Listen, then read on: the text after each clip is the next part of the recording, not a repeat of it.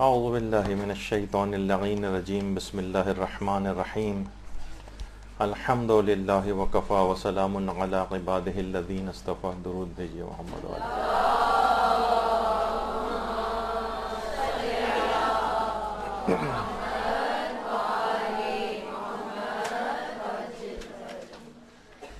بہترین نماز کیسے پڑھیں، اس سلسلے کا درس نمبر 27. پچھلی بار شکیات نماز کے مسائل گفتگو میں آئے تھے.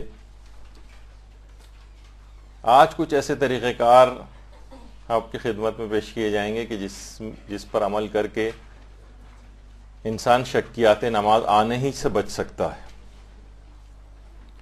اور وہ یہ ہے کہ انسان اپنی نمازوں میں خشوع و خضوع کیسے پیدا کرے.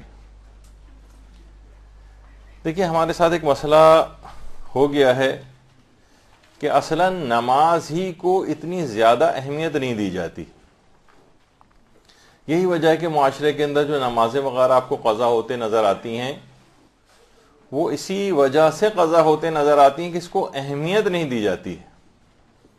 یہی وجہ ہے کہ پیغمبر اسلام ختم مرتبت صلی اللہ علیہ وآلہ وسلم صلی اللہ علیہ وسلم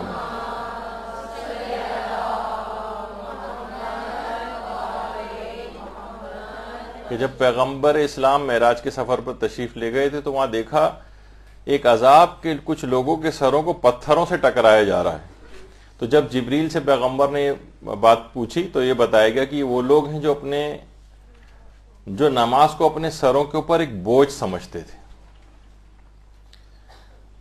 اور یہی وجہ ہے کہ اس بوجھ ہی کی وجہ سے نہ نماز میں خشوع و خضوع ہو پاتا ہے، اور صرف ایک نماز کو جس طریقے سے عام زبان میں کہا جائے بھگتایا جانا، اس طرح سے نماز کے ساتھ ایک سلوک ہوتا ہے. اور ہمارے علماء اعلام ان کی سیرت و عام افراد میں سے ہی تھے نا، کوئی معصومین والا درجہ تو نہیں تھا.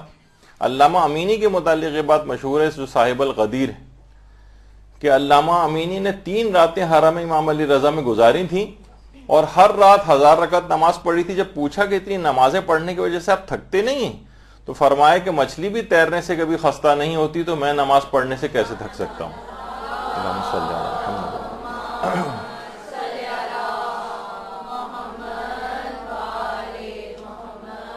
کیونکہ یہ علماء اس قرآنی آیت کے مفہوم سے واقف ہیں کہ جس میں یہ بات کہی گئی ہے کہ قد افلح المؤمنون الذین هم فی صلاتهم خاشعون. فلاح پائی ان صاحبان ایمان نے جو اپنی نمازوں میں خشوع و خضوع سے کام لیتے ہیں. علماء یہاں پر یہی بات فرماتے ہیں کہ یہاں پر فلاح اور کامیابی کو مشروط کیا گیا ہے نمازوں میں خشوع و خضوع قائم کرنے سے. تو وہ فرماتے ہیں کہ اس کا مطلب یہ ہوا کہ نمازوں میں خشوع کرنے والے فلاح اور کامیابی آخرت کی حاصل کریں گے، اور جو نمازوں میں خشوع سے کام نہیں لیتے ان کو ویسی فلاح اور کامیابی نصیب نہیں ہو سکتی جیسے کہ ہونی چاہیے تھی. دوسرے الفاظ میں اس کا یہ معنی اور نتیجہ نکلتا ہے. اور یہی وجہ ہے کہ اس نماز کو عبادت کی زینت کہا گیا ہے. عبادت کی زینت. اچھا، اب دیکھیے، خشوع و خضوع مکمل توجہ اور ارتکاز کے ساتھ پوری کنسنٹریشن کے ساتھ نماز پڑھنے کا نام ہے. یعنی اپنی سوچ کے تمام دھاروں کا رخ ذات پروردگار کی طرف کر دیا جائے، ذات پروردگار کی طرف. اور آیت اللہ ناصر مکارم شیرازی یہی جملہ ارشاد فرماتے ہیں کہ خشوع جو ہے وہ روح نماز ہے، اور بے خشوع اور بے خضوع نماز جو ہے یہ ایک بے روح نماز کی طرح سے ہے. یعنی نماز انسان پڑھ رہا ہے لیکن وہ روح کے بغیر ہے. اچھا، اب پہلے ذرا اس کو طے کر لیں کہ خشوع کی تعریف کیا ہے. دیکھیں، خشوع کی تعریف کہی جاتی ہے کہ عجز و انکساری اور انتہائی ادب کے ساتھ دلی توجہ کا نام خشوع ہے.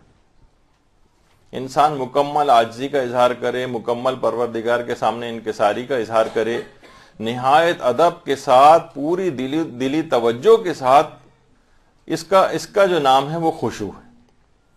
اچھا، خضوع کیا ہے؟ خضوع کیا ہے؟ امام خمینی نے اس متعلق جو اس کی تعریف کی اپنی کتاب میں کہ ایسی تواضع جس میں محبت یا خوف شامل ہوتا ہے اس کو خضوع کہتے ہیں.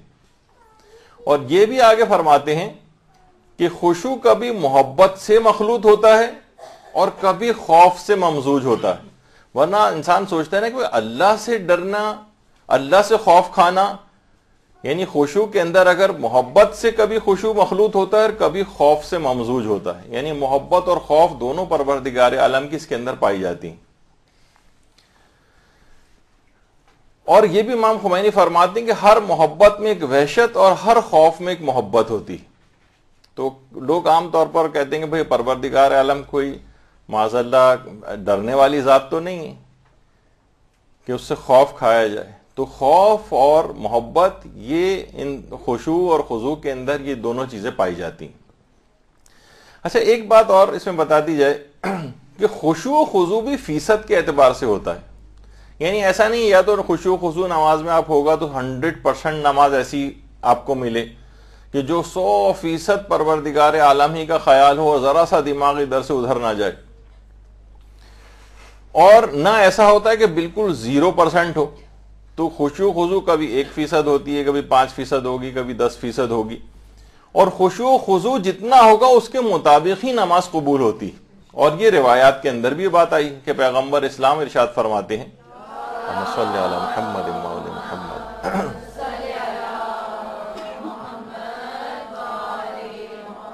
کہ کبھی آدھی نماز قبول ہوتی ہے، کبھی تیسرا حصہ قبول ہوتا ہے، کبھی چوتھائی 25% نماز قبول ہوتی ہے، کبھی جو ہے 5واں حصہ قبول ہوتا ہے، کبھی 10واں حصہ یعنی 1/10 سے قبول ہوتی ہے، 90% ٹھکرا دی جاتی.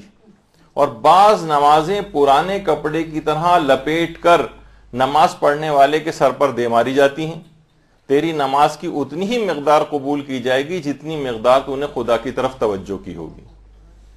تو اس کا مطلب یہ ہو کہ کتنا اہم مسئلہ ہے یہ. اپنی نمازوں کو اتنی محنت سے انسان ان کو پڑھے اور وہ نماز اتنی کم مقدار میں اللہ کی بارگاہ کے اندر قبول ہو.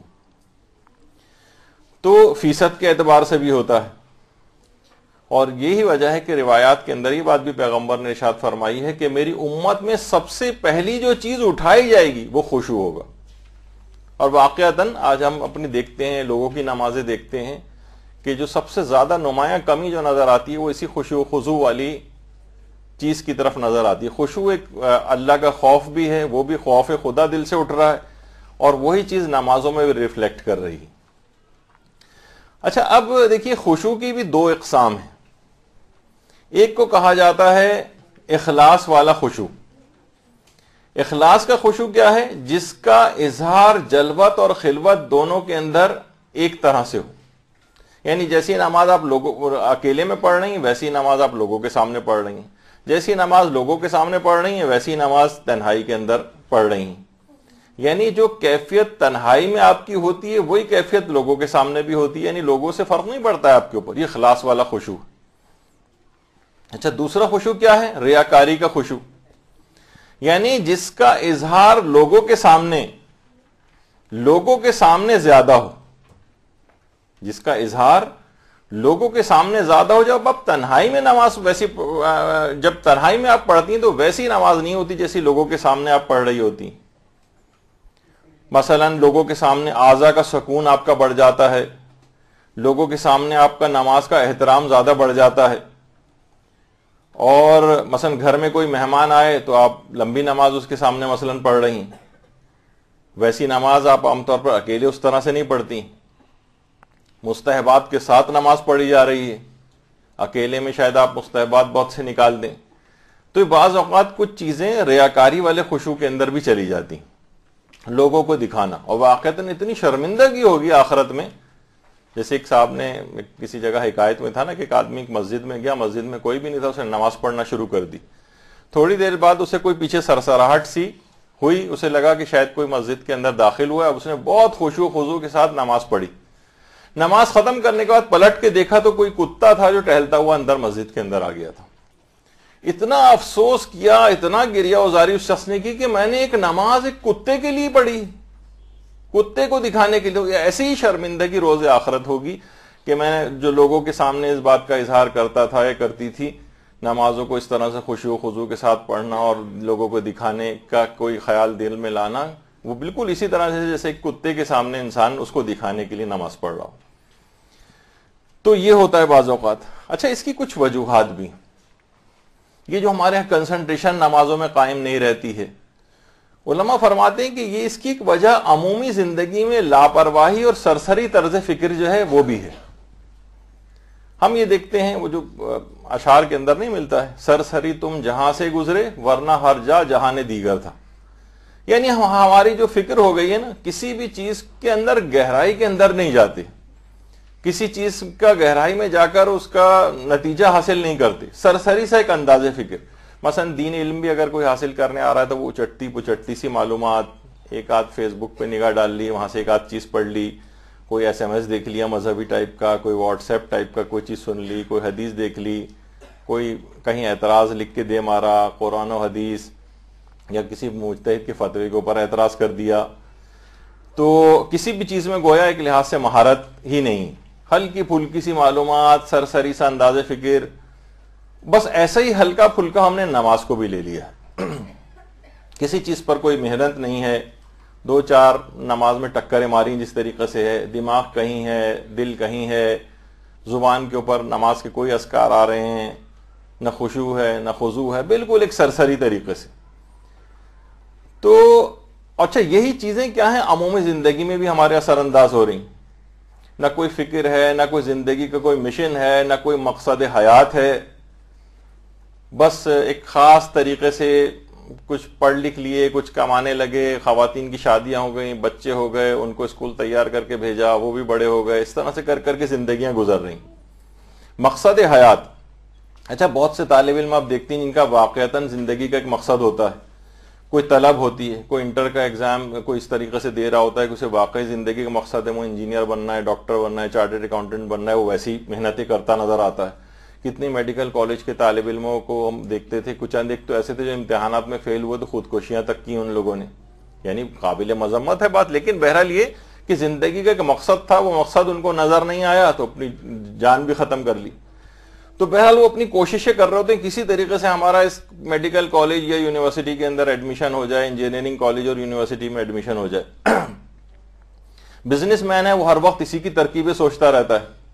سائنسدان ہے، وہ اپنی تحقیقات کے اندر لگے ہوئے ہیں. یہاں ہر وہ شخص جو اپنا کوئی ایم بناتا ہے، کوئی مقصد بناتا ہے، اس کو حاصل کرنے کی کوششیں کرتا ہے. یہاں پروردگار عالم کسی بھی شخص کے مقصد میں شامل ہی نہیں کہ ہمیں اللہ کو راضی کرنا یہ زندگی کا کوئی مقصد ہو. یعنی کوئی سچی طلب اپنے رب کے لیے ہمارے دل کے اندر پائی نہیں جاتی کہ ہمیں اسے حاصل کرنے کی خواہش ہو. اور جب سچی طلب نہیں ہوگی، اللہ ہی مطلوب نہیں ہے، تو اس کے لیے پڑھی جانے والی نماز بھی اسی طریقے سے سرسری سا انداز اس کا ہوگا. اچھا، اب دیکھیے جو ہماری نمازوں سے یہ جو لذت نکلی جا رہی ہے، یہ جو خشوع خضوع ختم ہوتا جا رہا ہے. اب ہمیں کہاں مناجات کے اندر وہ لذت آتی ہے؟ باقاعدہ کچھ علماء ہمارے گزرے ہیں جو اپنے طالب علموں کو کہتے تھے کہ میں رات کے وقت 3 بجے آؤں گا اور تم لوگوں کے اگر حجروں سے مجھے گریہ و زاری کی آوازیں بلند ہوتی نظر نہ آئی تو اگلے دن سے میں درس دینا بند کر دوں گا. یعنی وہی لذت مناجات. اب ایک عالم نے ایک دفعہ ایک واقعہ سنایا تھا، میں نے کسی کتاب کے اندر تو نہیں پڑھا، انہوں نے غالباً کسی کتاب سے میں دیکھا ہو کہ روایات میں ملتا ہے کہ حضرت یوسف کے جو بھائی تھے انہوں نے کتنے بڑے بڑے گناہ کیے تھے. حضرت یوسف ایک لحاظ سے دیکھیں نبی خدا، اس کو قتل کرنے کی سازش کی، ان کو کنویں کے اندر پھینکا گیا.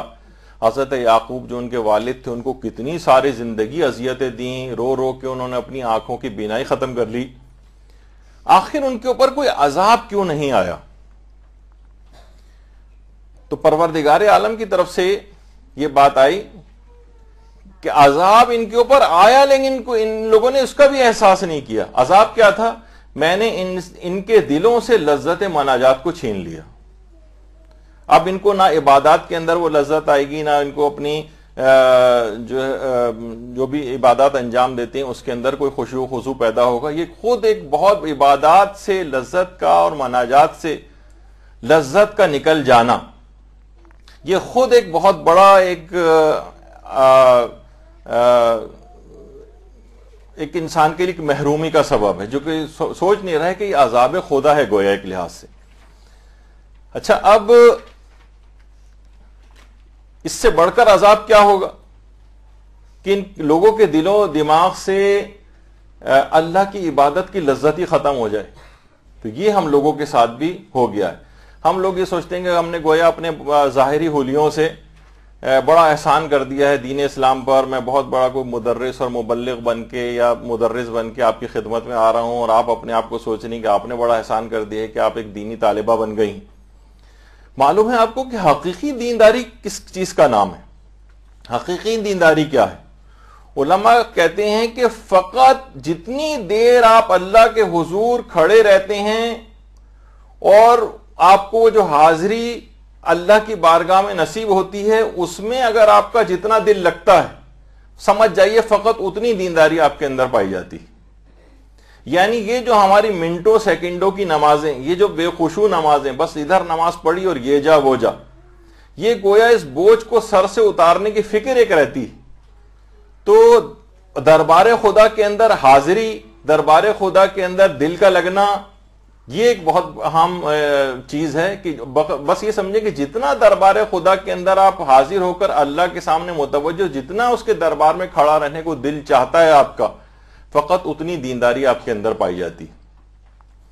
باقی جو دینداری ہیں، اس باقی ساری وہ سب ایک لحاظ سے دھوکہ ہے۔ دیکھیے، عالم ہونا، مجاہد ہونا، مبلغ ہونا، مدرس ہونا، طالب علم ہونا، یہ بھی سب فضیلتیں، یہ بھی اللہ کی نعمتیں، لیکن پہلے انسان کو اللہ کا بندہ بننا ہے۔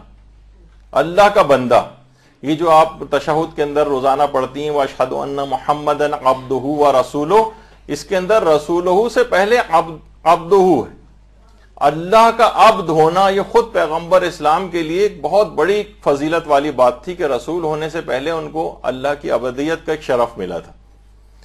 تو اتنی ہی دینداری آپ کے اندر پائی جائے گی جتنا اللہ کے حضور آپ کو نمازوں کے اندر دل لگے گا۔ وہ حقیقی دینداری کی مقدار ہے۔ ہر شخص اپنا مقام محسوس کر سکتا ہے کہ واقعتاً اللہ کے نزدیک اس کی کیا ویلیو اور وقت ہے۔ تو یہی عبدیت جو ہے، ہمارے جو آیت اللہ بہجت تھے، باقاعدہ ان کی جو اپنی مہر تھی اس کے اوپر بھی العبد لکھوایا ہوا تھا انہوں نے۔ العبد، اللہ کا بندہ، بہت بڑے بڑے القابات اور وہ نہیں، بلکہ صرف یہ۔ اور آج بھی ان کی قبر کے اوپر یہی العبد لکھا ہوا ہے۔ تو بہرحال یہ بہت بڑی بات ہے۔ ہمارے ہاں کیا ہے کہ ہمارا دل نمازوں کے اندر نہیں لگتا، ہم کتنی دیر کامیڈینز کی کامیڈی بیٹھ کے جو ہے ٹی وی کے اوپر دیکھتے ہیں، فلمیں اور ڈرامے جو ہے وہ دیکھتے ہیں۔ نوجوان ہمارے کرکٹ میچ 1 آدھ 2-3 گھنٹے نہیں بلکہ کئی دنوں تک دیکھتے رہتے ہیں، لیکن اللہ کی بارگاہ میں نماز میں کھڑے ہونے میں ہمیں وحشت ہوتی۔ بس یہیں سے ہماری دینداری کا پول کھل جاتا ہے۔ اسی کو نفاق عملی کہتے ہیں۔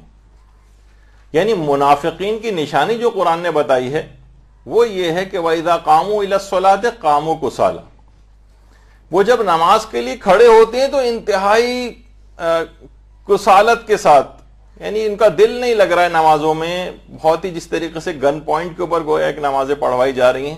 یہ منافقین کی خصوصیت بتائی گئی، منافقین کی۔ تو اچھا آپ خود دیکھیں، اگر آپ غائب دماغ ہو کر کسی سے آپ نہ باتیں شروع کر دیں اور دوسرا فوراً آپ پہ اعتراض کرے گا، یار آپ میری بات نہیں سن رہے ہیں، تو یہ پروردگار عالم کے ساتھ ہم اس قسم کی بات کر رہے ہیں۔ یعنی مخاطب کی توہین ہے کہ آپ کسی سے بات کر رہے ہو اس کی طرف توجہ ہی نہ کر رہے ہو۔ صفیں کج دل پریشاں سجدہ بے ذوق کہ جذبے اندروں باقی نہیں ہے، جو علامہ اقبال بھی کہتے تھے نا کہ واقعی ہمیں جو یہ کسی بھی طرح کا کوئی بے ذوق سجدے جو کر رہے ہیں، کہ یہ اندرونی وہ جذبہ ہمارا ختم ہو گیا کہ جو کہ ہر مومن کے اندر ہونا چاہیے تھا۔ اچھا، یہ جو خشوع و خضوع کے بغیر جو نمازیں ہم پڑھ رہے ہیں، یہ ان کو کہا جاتا ہے کہ ایک بہرو نماز ہے۔ ایسے ہی جیسے کسی کی جیسے کوئی پیدائشی نابینا ہوتا ہے، اس کی آنکھیں ہوتی ہیں لیکن بصارت نہیں ہوتی۔ کوئی مثلا بہرا ہے، اس کے کان نظر آ رہے ہیں لیکن اس کے اندر سماعت نہیں۔ گونگا ہے، منہ کے اندر زبان ہے اس کی لیکن بول نہیں سکتا ہے، قوت گویائی نہیں۔ بالکل ایسے ہی یہ بے خشوع و خضوع نماز یہ ایک بہرو نماز کی مانند ہے۔ اور یہی وجہ ہے، اچھا دیکھیے، اس کے اندر بناوٹی خشوع نہیں پیدا کرنا ہے، بناوٹی خشوع، اصل خشوع پیدا کرنا ہے۔ وہ جو حذیفہ یمانی کہا کرتے تھے نا کہ منافقانہ خشوع سے بچو. یعنی منافقانہ خشوع وہ ہے جو جسم سے ظاہر ہوتا ہے اور دل اس سے خالی ہوتا ہے. نماز میں خشوع کے معنی یہ ہیں کہ آپ نے اپنے دل کو نماز کے لیے فارغ کر لیا ہو.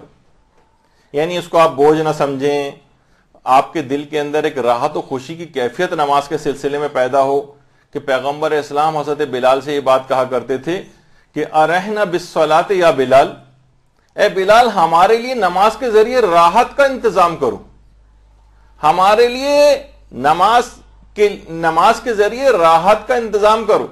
معاذ اللہ ثم معاذ اللہ پیغمبر یہ نہیں کہہ رہے تھے کہ بلال نماز سے ہماری جان چھوڑاؤ, یعنی جو ہم لوگوں کا طریقہ کار ہوتا ہے جس طریقے سے نماز پڑھتے ہیں جیسے اس سے گویا جان چھڑائی. یہی وجہ ہے کہ آخرت کی کامیابی کو نماز میں خشوع کے ساتھ جوڑا گیا ہے. دوسرے الفاظ میں جس کی نمازوں میں خشوع نہیں ہوتا وہ آخرت میں کامیاب بھی نہیں ہوگا.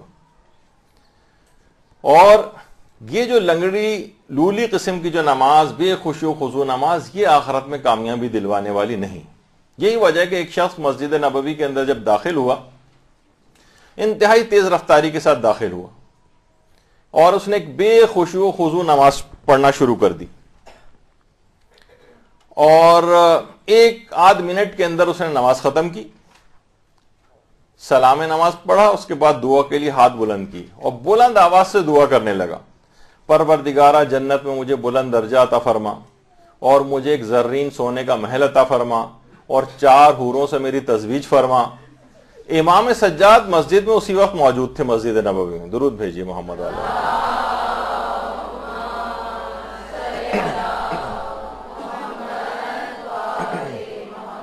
اور اس شخص کی پوری نماز کو اپنی آنکھوں سے دیکھ رہے تھے اور اس کی دعائیں بھی سن رہے تھے. جب اس نے یہ والی دعا کی تو امام نے فرمایا, بھائی تم نے بہت مختصر اور معمولی سا مہر لے کر آئے ہو اور بہت اونچی جگہ پر شادی کی خواہش کر رہے ہو.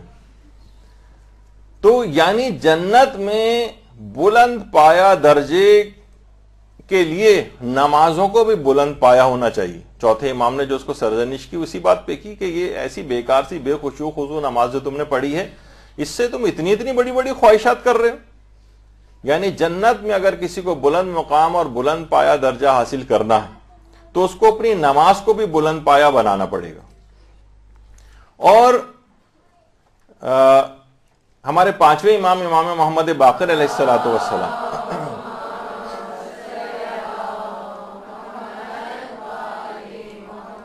نے ایسی نمازیں پڑھ کر بھی بتائی ہیں ہمارے معصومین نے. اور یہ اگر ٹھیک ہے اتنے ہم اعلیٰ پائے کی نماز کے مکلف نہیں ہیں, لیکن ایک نمونہ سیرت کا تو آپ کے سامنے کہ اس کے لیے کسی حد تک تو 1% 5% کچھ تو انسان کو محنت کرنی ہے. امام اتنی خشوع و خضوع کے ساتھ نماز پڑھتے تھے, 5ویں امام کے قرات کے دوران غش کھا جاتے تھے. تو لوگ ان سے پوچھتے تھے کہ مولا آپ کو کیا چیز نماز میں غش کی حالت میں لے جاتی؟ تو امام فرماتے تھے کہ میں نے اس قدر قرآنی آیات کی نماز میں تلاوت اور تکرار کی ہے کہ میری حالت ایسی ہو گئی کہ گویا میں تلاوت قرآن نہیں کر رہا تھا بلکہ جس نے قرآن کو نازل کیا ہے اس کی زبان سے ان آیات قرآنی کو سن رہا تھا. درود بھیجیے نا محمد علیہ صلی اللہ علیہ وسلم.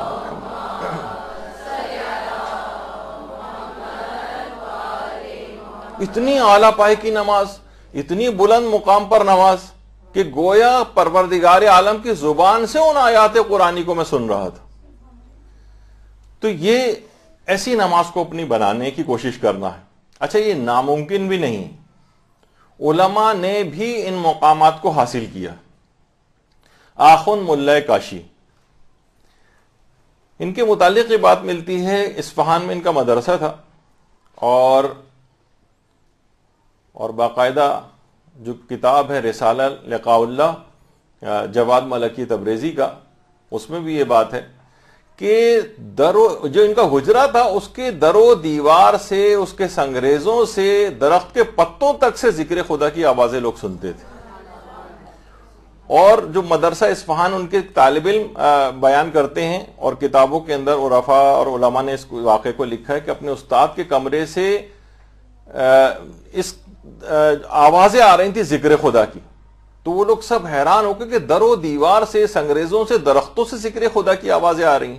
اپنے استاد کے کمرے جب داخل ہوتے دیکھا کہ آخوند کاشی سجدے کی حالت میں ہیں، آنکھیں جو ہیں وہ آنسوؤں سے تر ہیں، اور زبان کے اوپر ایک ذکر خدا ہے، سبوح قدوس رب الملائکۃ والروح، یہ پڑھ رہے ہیں، اور نمازوں میں انتہائی خشوع خضوع کے ساتھ جو کام لیتے تھے کہ در و دیوار ان کے ذکر خدا سے ہم آہنگ ہو کر ویسی ہی آوازیں جو آخوند کاشی جو ذکر خدا کرتے تھے وہ در و دیوار اور درختوں کے پتوں تک سے آوازیں سنائی دیتی ہیں. تو اتنا اس کے اندر جو ہے وہ ہونا چاہیے. اچھا ہماری کیا حالت ہو گئی؟ ہمیں اپنی پوری زندگی کے اندر 2 رکعت نماز بھی ایسی یاد نہیں کہ ہم نے کوئی 1-2 رکعت نماز بھی مکمل خشوع خضوع کے ساتھ پڑھی، کوئی 1-2 رکعت نماز بھی نہیں. تو ہمارے چھٹے امام جعفر صادق علیہ الصلوۃ والسلام فرماتے ہیں،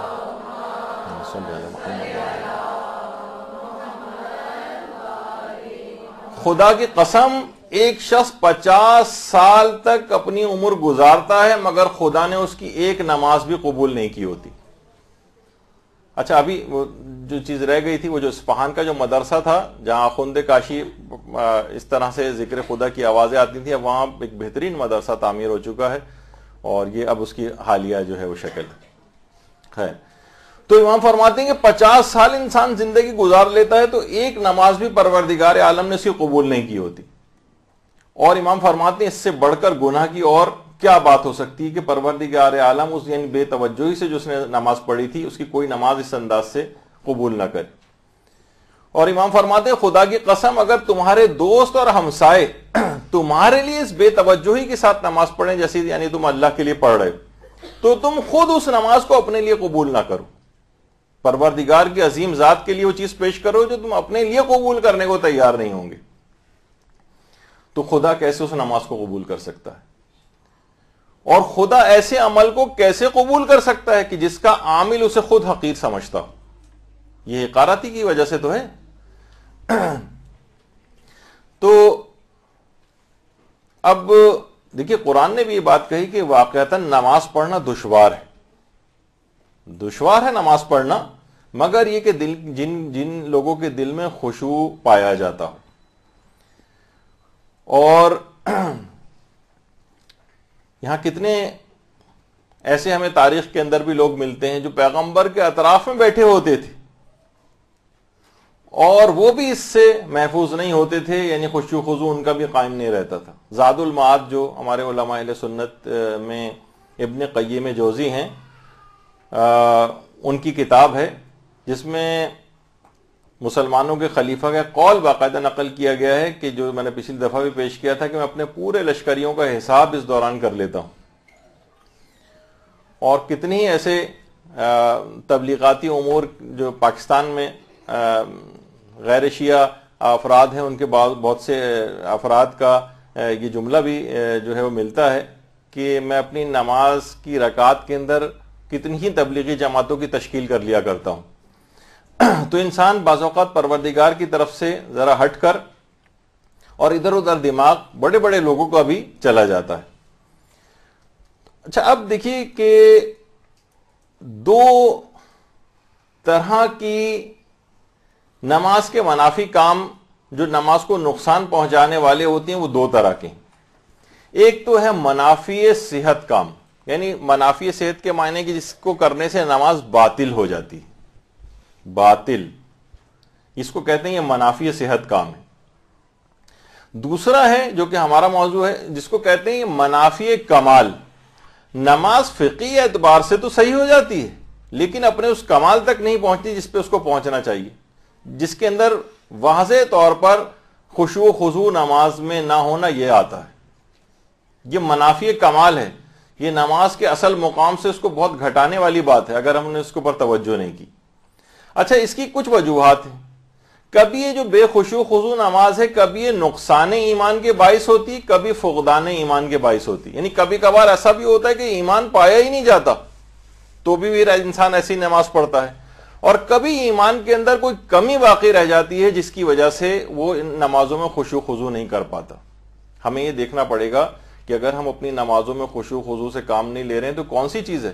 کبھی ہو سکتا ہے کسی گناہ کے باعث فقدان ایمان ہو جائے، ایمان ہی ہاتھ سے نکل جائے، اور کبھی ہوتا ہے کہ ٹھیک ہے ایمان موجود ہے لیکن ایمان کے اندر کوئی کمی اور خرابی رہ گئی ہے جس کی وجہ سے ایمان کامل نہیں ہوا ہے، جب بھی اللہ کی طرف توجہ نہیں ہو پا رہی۔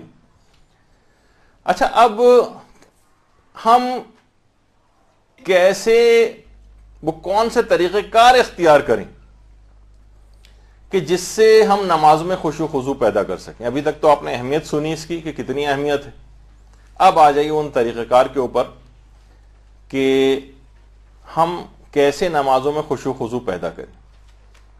اچھا، اس کے جو طریقے بیان ہوں گے، کچھ طریقے ایسے ہیں جن کا آپ کو عمومی زندگی میں خیال کرنا ہے، اور عمومی زندگی میں اگر آپ خیال کریں گے تو خود بخود نماز کے اندر خشوع خضوع بڑھ جائے گا۔ عمومی زندگی میں خشوع خضوع یعنی ایسے طریقے جو آپ عام زندگی میں کریں گی لیکن نمازوں میں خشوع خضوع بڑھے گا، وہ بھی آپ کے سامنے کچھ چیزوں سے بچنا ہے اور کچھ چیزوں کو انجام دینا ہے۔ اچھا، دوسری چیز یہ ہے، کچھ چیزیں ایسی ہیں جو نماز سے جسٹ پہلے آپ کو کرنی، اس سے نماز میں خشوع خضوع بڑھے گا، اور کچھ چیزیں ایسی ہیں جن کا دوران نماز آپ کو اقدام کرنا ہے جس سے نمازوں میں خشوع خضوع بڑھے گا۔ یعنی تین چیزوں میں اس کو ڈیوائیڈ کریں گے، عمومی زندگی میں کچھ کرنے والے کام جو کہ نماز میں خشوع خضوع میں اضافہ کرواتے ہیں، کچھ نمازوں سے کو شروع کرنے سے پہلے انجام دینے والے کام، اور کچھ دوران نماز انجام دینے والے کام۔ اچھا، اب آ جائیے سب سے پہلے وہ کام کہ جن کا نماز سے پہلے آپ کو خیال کرنا ہے عمومی زندگی میں۔ علماء فرماتے ہیں کہ جس سے نمازوں میں بھی خشوع خضوع کم ہوتا ہے اور عمومی زندگی میں اس گناہ کو انجام دینے سے لذت عبادات اور مناجات کی لذت یہ ہاتھ سے نکل جاتی ہے، وہ ہے نامحرموں پر حرام نگاہ ڈالنا۔ دن اور رات ٹی وی کھلا ہوا ہے، دن اور رات فحش مناظر آنکھوں کے سامنے سے گزر رہے ہیں، چینل بدلتے بدلتے فحش مناظر آنکھوں سے گزر رہے ہیں، یہ ایک ایسا روح کے اوپر اثر مرتب کرتا ہے کہ بقول شہید مطہری کے ساری زندگی کا تقوی و پرہیزگاری بھی بعض اوقات اس کو پورا نہیں کر سکتا، فقط ایک منظر کا آنکھوں سے گزر جانا۔ تو یہی وجہ ہے کہ جتنے یہ گناہ بڑھتے چلے جا رہے ہیں اسی لحاظ سے لذت مناجات اور عبادات کی لذت ہاتھوں سے نکلتی چلی جا رہی۔ دیکھیے، شیطان مثلا عام طور پہ لوگ یہ سوچتے ہیں کہ بھئی ہم تو عمومی زندگی میں مثلا آفیسز کی کولیگز کے ساتھ جو ہے بات چیت کے اندر ایسے فی الحال کوئی خیال نہیں آ رہا ہے، اور جناب اسکول اور کالج اور یونیورسٹیز کے اندر ساتھ پڑھنے والے کلاس فیلوز یا نامحرموں کے ساتھ ابتدا کے اندر علماء نے کہا ہے کہ شیطان کی خاصیت یہ ہے کہ یہ ابتدا کے اندر کوئی وسوسہ بھی پیدا نہیں کرتا، اور واقعتاً لوگ کہتے ہیں نہیں ہمارا کوئی بری انٹینشن نہیں ہے، ہم جسٹ ایک جس طریقے سے کلاس فیلو ہوتے ہیں آپس میں ایک دوسرے سے چیز پوچھ رہے ہیں، شیطان کی ایک وہ دانہ ڈالتا ہے، یعنی وہ بالکل کوئی بھی حد تک کوئی وسوسہ تک آپ کے دماغ میں نہیں آئے گا، حتیٰ کہ ہو سکتا ہے کچھ مہینے ایسے گزر جائیں، بعض اوقات سالوں بھی شیطان انتظار کرتا ہے، اور اس کے بعد اچانک سے ایک ایسا حملہ کرتا ہے اس کے اوپر، جس طرح شبخون مارنا جس کو کہا جاتا ہے، کہ انسان بالکل بے دست و پا ہو کر شیطان کے ہاتھوں میں کھیلنے لگتا ہے۔ تو اس سے کیا ہوتا ہے کہ تمام جتنے بھی وہ اعمال انجام دیتا ہے، اس گناہ کے باعث اس کی تمام عبادات کی لذت ختم ہو جاتی ہے، نور اس کے اعمال سے گویا ختم ہو جاتا ہے۔ ایسے ہی جیسے کوئی علماء مثال دیتے ہیں کہ جیسے ٹنکی آپ نے اوپر موٹر چلا کے پوری پانی سے بھری ہو لیکن گھر کے سارے نل بھی کھول رکھے ہوں آپ نے، تو کیا ہوگا، جتنی ٹنکی بھرتے جائیں گے وہ پانی ویسے ہی اخراج ہوتا چلا جائے گا، یعنی عبادات اب انجام دیتے چلے جا رہے ہیں لیکن یہ کہ وہ اپنے اثر پذیری نہیں دکھا رہی، وہ آپ کو گناہوں سے بچا نہیں پا رہی، ان کے وہ فوائد حاصل نہیں ہو رہے۔ لوگ کہہ رہے ہیں ہم نمازیں بھی اتنی پڑھتے ہیں، ذکر اذکار بھی اتنے کرتے ہیں لیکن دعائیں قبول نہیں ہوتی۔ اس کی وجوہات یہ ہیں، یعنی آپ نے ایک لحاظ سے جس طرح کہا جاتا ہے کہ گاڑی کے اندر اے سی چلایا ہوا لیکن کھڑکیاں سب کھول رکھی ہوں، ساری ٹھنڈی ہوا باہر نکل رہی، نکاسی ہو رہی، تو اسی طریقے سے ان گناہوں کو انجام، یہ خاص طور پہ یہ والا گناہ، اس کو انجام دینے سے انسان جو ہے وہ ایک لحاظ سے فاسق سمجھا جاتا ہے۔ دیکھیے، بہت علماء کہتے ہیں بہت زیادہ ایک مومن کو اس گناہ سے بھی اور عمومی گناہوں سے بھی اپنے آپ کو بہت چوکنا رہنے کی ضرورت ہے، کہ جب اس کے اندر نور ایمان موجود ہے تو اس کو ایک ہرن کی طرح سے ہونا چاہیے۔ ملتا ہے یہ چیز کہ جب ہرن کی ناف میں مشک پیدا ہو جاتا ہے نا، اس کے بعد وہ سوتا نہیں، ذرا سی کھڑے کھڑے اونگ لے لیتا ہے, کہیں میرا مشک کوئی چھین کے یا چرا کے نہ لے جائے, ڈرتا ہے. اسی طریقے سے ایک مومن کو بھی ڈرنا چاہیے کہ یہ مختلف قسم کی چیزیں, یہ فحش مناظر, یہ ٹی وی کی صورت میں یہ جو ایسے شیاطین ہم نے اپنے گھر کے اندر رکھے ہوئے ہیں, یہ کہیں ہمارا ایمان چرا کے نہ لے جائیں. مومن کو ایک بہت زیادہ چوکنا ہونا چاہیے. تو یہی وجہ ہے کہ نور ایمان اس کو اپنے نکلتا ہوا نظر آتا ہے, عبادات کے اندر رغبت کم ہوتے ہوتے بالکل ختم تک ہو جاتی. بعض اوقات علماء کہتے ہیں کہ اتنی ختم ہو جاتی ہے کہ وہ عبادات کو ترک کر دیتا ہے. جو آپ دیکھتے ہیں نا, اکثر لوگ نماز بالکل نہیں پڑھتے. ہمارے پاس کتنے آتے ہیں مدرسے کے اندر کہ والد صاحب مسئلہ پوچھ رہے ہوتے ہیں کہ والد صاحب نے 70 سال 75 سال میں ابھی انتقال کیا, پوری زندگی میں ایک نماز بھی نہیں پڑھی, پوری زندگی میں ایک روزہ بھی نہیں رکھا. اب ان کی اولادیں پریشان ہو رہی ہیں اور پریشان گھوم رہے ہیں کہ اتنی بڑی تعداد میں نمازوں کو کیسے پڑھوایا جائے. تو بعض اوقات یہ ہوتا ہے کہ پوری زندگی انسان ایک نماز بھی نہیں پڑھ پاتا, ان گناہوں کے باعث توفیق ہی نہیں ملتی. وہ تمام روحانیت وہ چیز ختم ہو چکی ہوتی ہے, بلکہ بعض اوقات ان گناہوں کا نتیجہ یہ نکلتا ہے کہ اس سے نماز سے کراہیت ہونے لگتی ہے معاذ اللہ. یہاں تک یہ سلسلہ جو ہے وہ پہنچ جاتا ہے. تو اس کا بہت خیال رکھنے کی ضرورت ہے کہ یہ حلاوت ایمانی جو ہمارے ہاتھ سے نکلی جا رہی ہے, اس کی بہت بڑی وجہ جس کے اوپر آج اتنا وقت نہیں ہے کہ بات کر سکیں, لیکن بہرحال اس کا خیال رکھنا چاہیے. جب بھی پیغمبر اسلام ارشاد فرماتے ہیں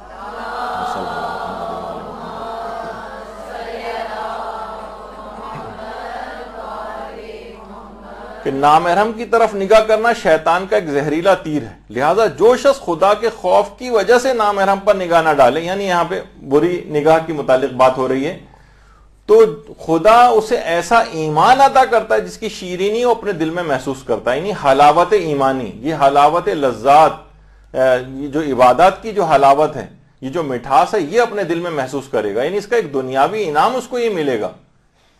تو ہم جس اعتبار سے گھروں کے اندر یہ شتر بے مہار کی طرح سے جو آزاد ٹی وی ہم نے گھروں کے اندر رکھا ہوا ہے, کوئی کنٹرول اس کے اوپر نہیں ہے, نہ اپنے سیلف کنٹرول ہے, نہ بچوں کے اوپر کوئی کنٹرول ہے, تو یہ چیزیں جب وہ مناظر آنکھوں سے کے سامنے سے گزرتے ہیں تو پھر نمازوں کے ساتھ یہی ہونا ہے جو ہمارے ساتھ آج ہوتا نظر آ رہا ہے کہ بے خشوع, بے خضوع, بے روح نمازیں, جو کہ آخرت میں کامیابی بھی اس لحاظ سے نہیں دلوائیں گی جس طریقے سے ان کو دلوانا چاہیے. یہ ایک گناہ ہوا, اتنا وقت نہیں, ورنہ اس پہ بھی بہت بات ہو سکتی تھی. یعنی بدنگاہی سے حفاظت یہ نماز میں خشوع خضوع عطا کرتی ہے, اور اس میں مبتلا ہونا یہ نماز میں اور عبادات کی لذت کو ختم کر دیتا ہے. یہ ایک اس کا ایک بہت بڑا نقصان ہے, اور اس سے بچنے کا ایک بہت بڑا فائدہ ہے. یعنی عمومی زندگی میں اگر ہم اس گناہ سے اپنے آپ کو بچائیں گے تو نمازوں میں خشوع خضوع کا اضافہ ہوگا, کہ پیغمبر نے خود کہا کہ نگاہ بچائے گا تو یہ حلاوت ایمانی ایسی پروردگار نصیب کرے گا کہ وہ اس کو اپنے دل میں محسوس ہوگی, اس کی ٹھنڈک. نمازوں میں بھی اس کو وہ مزہ آنے لگے گا, لذت مناجات اس کو ملے گی. ایک گناہ یہ. دوسرا گناہ علماء کہتے ہیں جو عمومی زندگی میں, کہ دنیا کی محبت جتنی بڑھتی جائے گی اتنی ہی عبادات کے اندر لذت کم ہوتی چلی جائے گی, اتنا ہی نمازوں میں خشوع خضوع کم ملے گا. اب یہ خود اتنا واسٹ ٹاپک ہے, لوگ فوراً اس کے اوپر آ جاتے ہیں, اچھا کیا دنیا چھوڑ بیٹھے ہیں, اچھا کیا راہب بن جائیں, رہبانیت اختیار کر لیں. یعنی کوئی افراط و تفریط میں ہمیشہ انسان چلا جاتا ہے, اور کوئی بیلنس نظریہ نہ سننے کو تیار ہوتا ہے اور نہ کرنے کو تیار ہوتا ہے. دیکھیے, یعنی ہر وقت فقط دنیا کا خیال, ہر وقت دنیا کی پلاننگ, ہر وقت دنیا کا تصور, اسی کی بات, جو چیز دیکھیے دماغ میں ہر وقت ہوتی ہے وہی اس کی زبان کے اوپر آتی.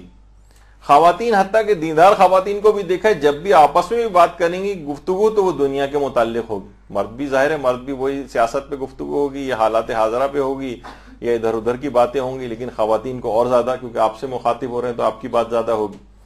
تو دیکھیے دنیا کی محبت جتنی دل کے اندر بھری ہوگی, کہا جاتا ہے کہ برتن کے اندر آپ کوئی چیز ڈالنا چاہیں تو جب ہی ڈالیں گے نا جب وہ کچھ خالی ہوگا. اگر وہ لبریز بھرا ہوا ہوگا کسی چیز سے, مثلا کسی نجاست سے, اور تو آپ کو کچھ خالی کرنا پڑے گا تبھی اس کے اندر کوئی پاکیزہ چیز ڈالی جا سکے گی.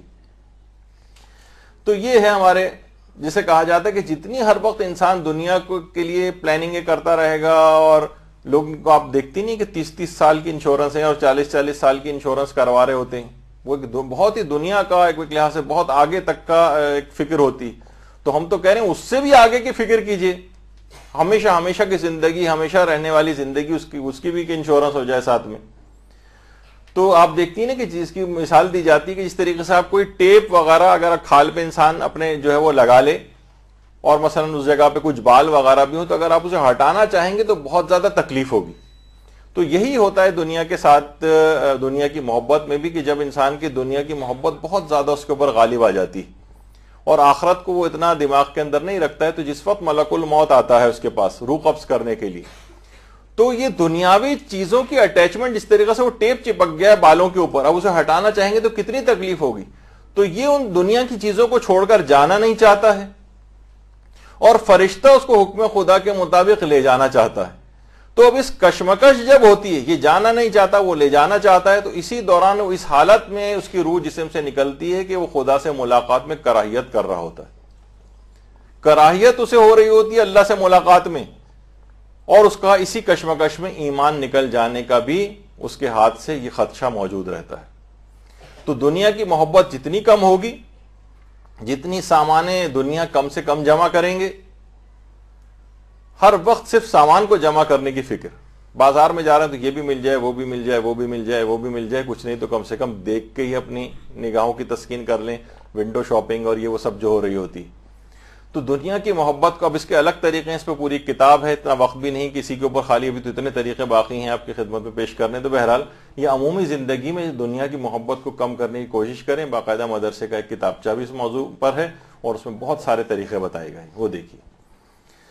پھر علماء کہتے ہیں عمومی زندگی میں گناہوں کا ارتکاب جتنا کم ہوگا اتنا ہی نماز میں خشوع و خضوع زیادہ ملے گا. ابھی تو ایک خصوصی گناہ کا تذکرہ ہم نے بدنگاہی کا کیا تھا, لیکن عمومی جو اور گناہ بھی ہیں, دیکھیے گناہوں کی لذت کو انسان سمجھتا ہے کہ واقعتاً لذت ہیں. علماء یہ کہتے ہیں کہ اصل میں یہ لذت دھوکہ ہے.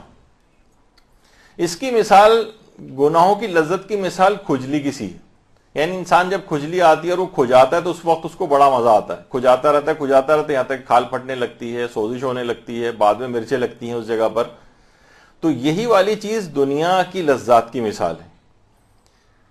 تو دیکھیے بعض اوقات یہ ہوتا ہے کہ جتنا انسان گناہوں میں مبتلا ہوتا ہے نا, اتنا ہی اس کے لیے عبادات کی لذتیں کم ہوتی ہیں. جیسے کوئی بہت شدید مریض ہو, یرقان کا مریض ہو, کھانوں کا ذائقہ ہی ختم ہو گیا اس کو, یا مثلا بعض اوقات ایسا ہوتا ہے ایسی بیماری, مثلا اس کو کوئی خوشبو بدبو محسوس نہیں ہو رہی, انوسمیا جس کو کہتے ہیں ہماری میڈیکل زبان میں, کوئی سی بھی نہ خوشبو محسوس ہو رہی ہے نہ بدبو محسوس ہو رہی ہے. مثلا اس کو خشوع خضوع نماز میں اس کی جو عبادت کی لذت تھی یہ سب غائب ہو رہی.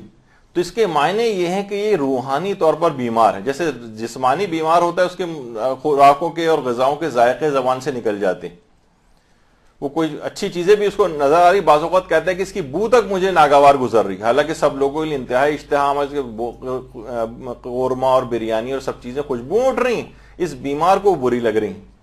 تو جو روحانی بیمار ہوتے ہیں اس کو بھی ایسی وحشت نمازوں کے ساتھ ہونے لگتی.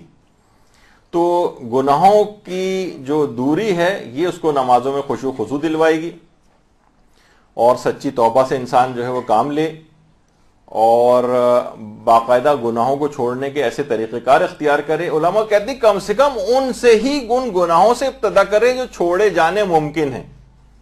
چلیں بہت سارے ایسے ہیں جن گناہوں سے آپ قطعاً مانوس ہیں کہ یہ نہیں چھوٹ سکتے مجھ سے, چلیں فی الحال ان کو ایک طرف کر دیجئے, ان کا مرحلہ بعد میں آ جائے گا. لیکن جو آپ خود سوچیں گے ہاں یہ گناہ تو چھوڑنے آسان ہے, آپ خود سے ایک لسٹ بنائیے, خود سے کوشش کرنا شروع کریں. آہستہ آہستہ جیسے جیسے گناہ کم ہوتے جائیں گے ویسے ویسے اس کے مقابلے میں نمازوں کے اندر لذتیں بڑھتی جائیں گی, لذت مناجات کے اندر اضافہ ہوگا.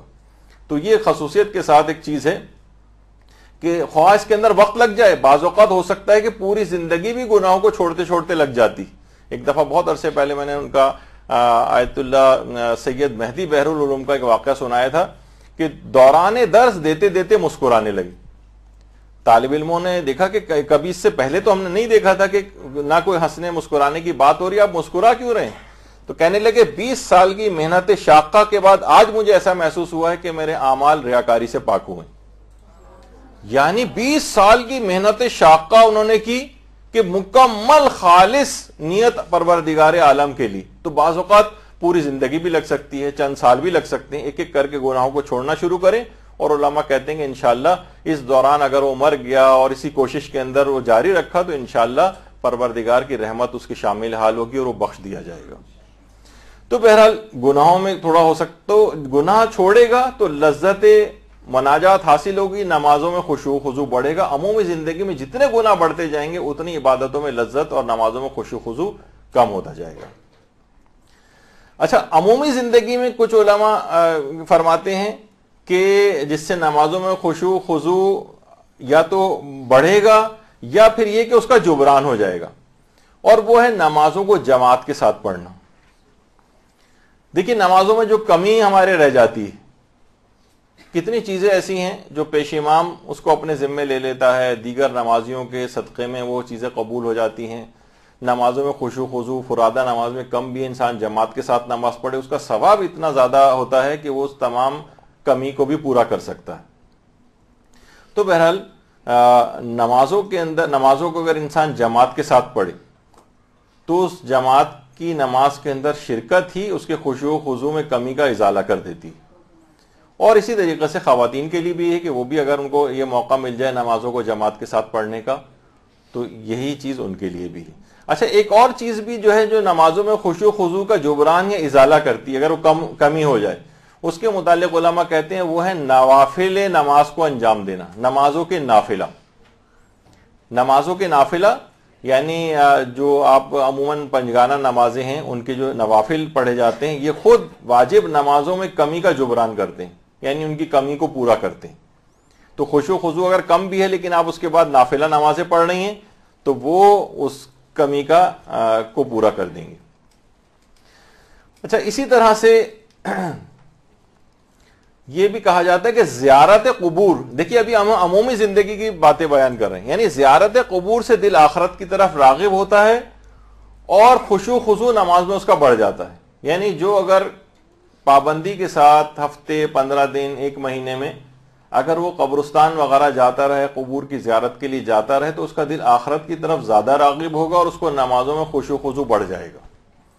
کتنے ہمارے علماء ایسے گزرے ہیں کہ جو گھنٹوں کے لیے، آیت اللہ سید جمال الدین گلپائگانی، ان کے متعلق ملتا ہے کہ وادی السلام کے اندر گھنٹوں بیٹھے رہتے تھے۔ طالب علم ان کے ساتھ آتے تھے کہ چلیں ہم اپنے استاد کے ساتھ ساتھ جا رہے ہیں، 1 گھنٹہ، 2 گھنٹہ، 3 گھنٹہ، 4 گھنٹہ، 5 گھنٹے تک وہاں بیٹھے، یہاں تک کہ طالب علم اٹھ کے مایوس ہو کر چلے جاتے تھے کہ نہ جانے استاد کتنی دیر تک۔ اتنا فائدہ یعنی وہاں پر بیٹھنے سے ہوتا ہے، زیارت قبور سے، کہ انسان جتنا بھی اس کے لیے کوشش کر سکے اور جتنے بھی اس کے لیے امکانات ہوں، یہ کام خود اس کی نمازوں میں خشوع و خضوع کو بڑھائے گا۔ لیکن قبرستان جانے سے بھی لوگوں کو ایک وحشت ہوتی، بہت سے لوگ تو یہ بھی کہتے ہیں کہ انسان زیادہ قبرستان نہیں جانا چاہیے، بلا وجہ انسان ملک الموت کی نگاہ میں بھی آ سکتا ہے۔ خیر، تو اسی طریقے سے صرف زیارت قبور، اچھا جہاں بہت اول تو ہمارے جو ایک آدھ اچھے قبرستان کے علاوہ باقی جو قبرستان عموماً عام مسلمانوں کے ساتھ ہیں وہ اتنے اچھے بھی نہیں، ورنہ تو ایران میں اور مختلف علاقوں کے اندر وہ اپنے قبرستانوں کو بھی ایسا بناتے ہیں کہ لوگوں کا وہاں جا کر دل لگے، حتیٰ کہ بچوں کو بھی اپنے ساتھ لے کر جاتے ہیں وغیرہ۔ تو ایک تو یہ ہے، دوسرا یہ کہ انسان جتنی کثرت کے ساتھ موت کو یاد کرے گا اتنا ہی نمازوں میں خشوع و خضوع بڑھتا جائے گا۔ یعنی موت کو یاد کرنا، موت کی تیاری کرنا۔ اچھا، موت کے معنی نہیں موت موت موت بیٹھ کے آپ تسبیح پڑھ رہے ہیں، یہ موت کی یاد نہیں، عمومی زندگی میں تیاری سے یہ مراد بھی نہیں۔ جیسے آپ برادر وسیم ہم نے اپنے ایک درس میں کہا تھا کہ جب خالو ابا جو ہے کمرہ بند کر کے تیاری کریں، گھر میں جو ہے چیخ پکار مچی ہے کہ وہ تیاری کر رہے ہیں، تیاری سے یہ نہیں، عمومی زندگی میں انسان ایسے چیزیں انجام دے، ایسے اعمال کو انجام دے جسے موت کی تیاری کہا جاتا ہے۔ اور اس کے اندر یہ بھی ہے، مثلا اپنے کفن کو مہیا رکھنا، روزانہ اس کو نکال کر دیکھنا، کبھی کبھار پہن بھی لینا، اسی طریقے سے وصیت نامے کو تیار کرنا، کیونکہ جتنا دل گناہوں سے ڈرے گا، موت کی یاد آئے گی، اتنا وہ پروردگار کی طرف زیادہ راغب ہوگا اور اتنا ہی اس کی نمازوں میں خشوع و خضوع پیدا ہوگا۔ تو زیارت قبور بھی یہی کام کرواتی ہے، اور عموم جب آپ زیارت کے لیے نہیں بھی قبرستان جا رہے ہیں لیکن گھر میں موت کو یاد کر رہے ہیں اور اس کی تیاری گویا کر رہے ہیں، اپنی قضا نمازوں کو انجام دے رہے ہیں، اپنے قضا روزے رکھ رہے ہیں، پچھلی زندگی کے گناہوں کا کفارے ادا کر رہے ہیں اور توبہ استغفار کر رہے ہیں، تو یہ خود اسی کے اندر شامل ہے۔ یہ جتنا زیادہ بڑھے گا اتنا ہی زیادہ نمازوں میں خشوع و خضوع بھی بڑھے گا۔ تو ایک تو یہ ہے۔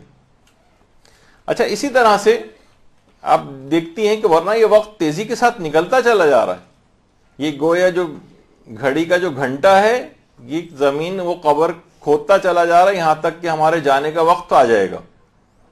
تو کوئی کسی بہت بعید نہ سمجھیے اس کو ہمیشہ موت کو انسان کو چاہیے کہ اپنے قریب سمجھے.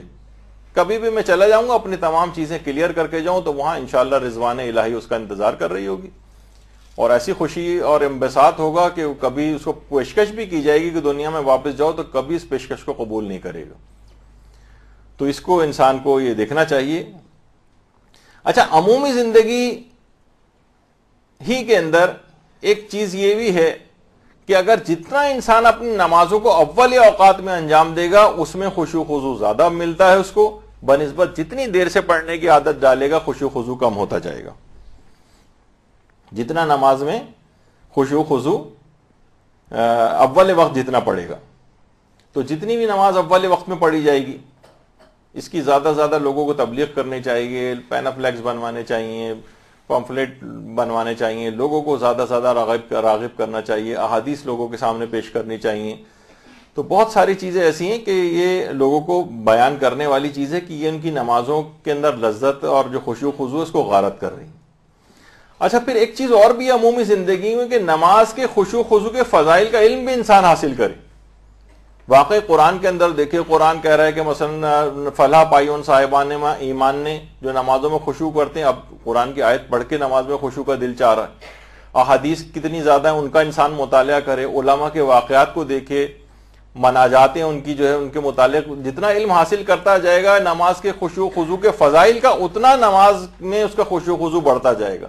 ایک چیز، ایک آدمی اس کو اس کی حقیقت سے، اس کی فضیلت سے واقف ہی نہیں ہے تو اس کا دل بھی نہیں چاہے گا کہ نماز میں خشوع خضوع کرے. ایک چیز یہ، اس پہ بھی بہت بات ہو سکتی ہے لیکن وقت اتنا نہیں.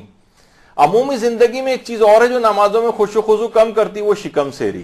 واقعتاً یعنی حضرت امیر المومنین علیہ الصلوۃ والسلام فرماتے ہیں،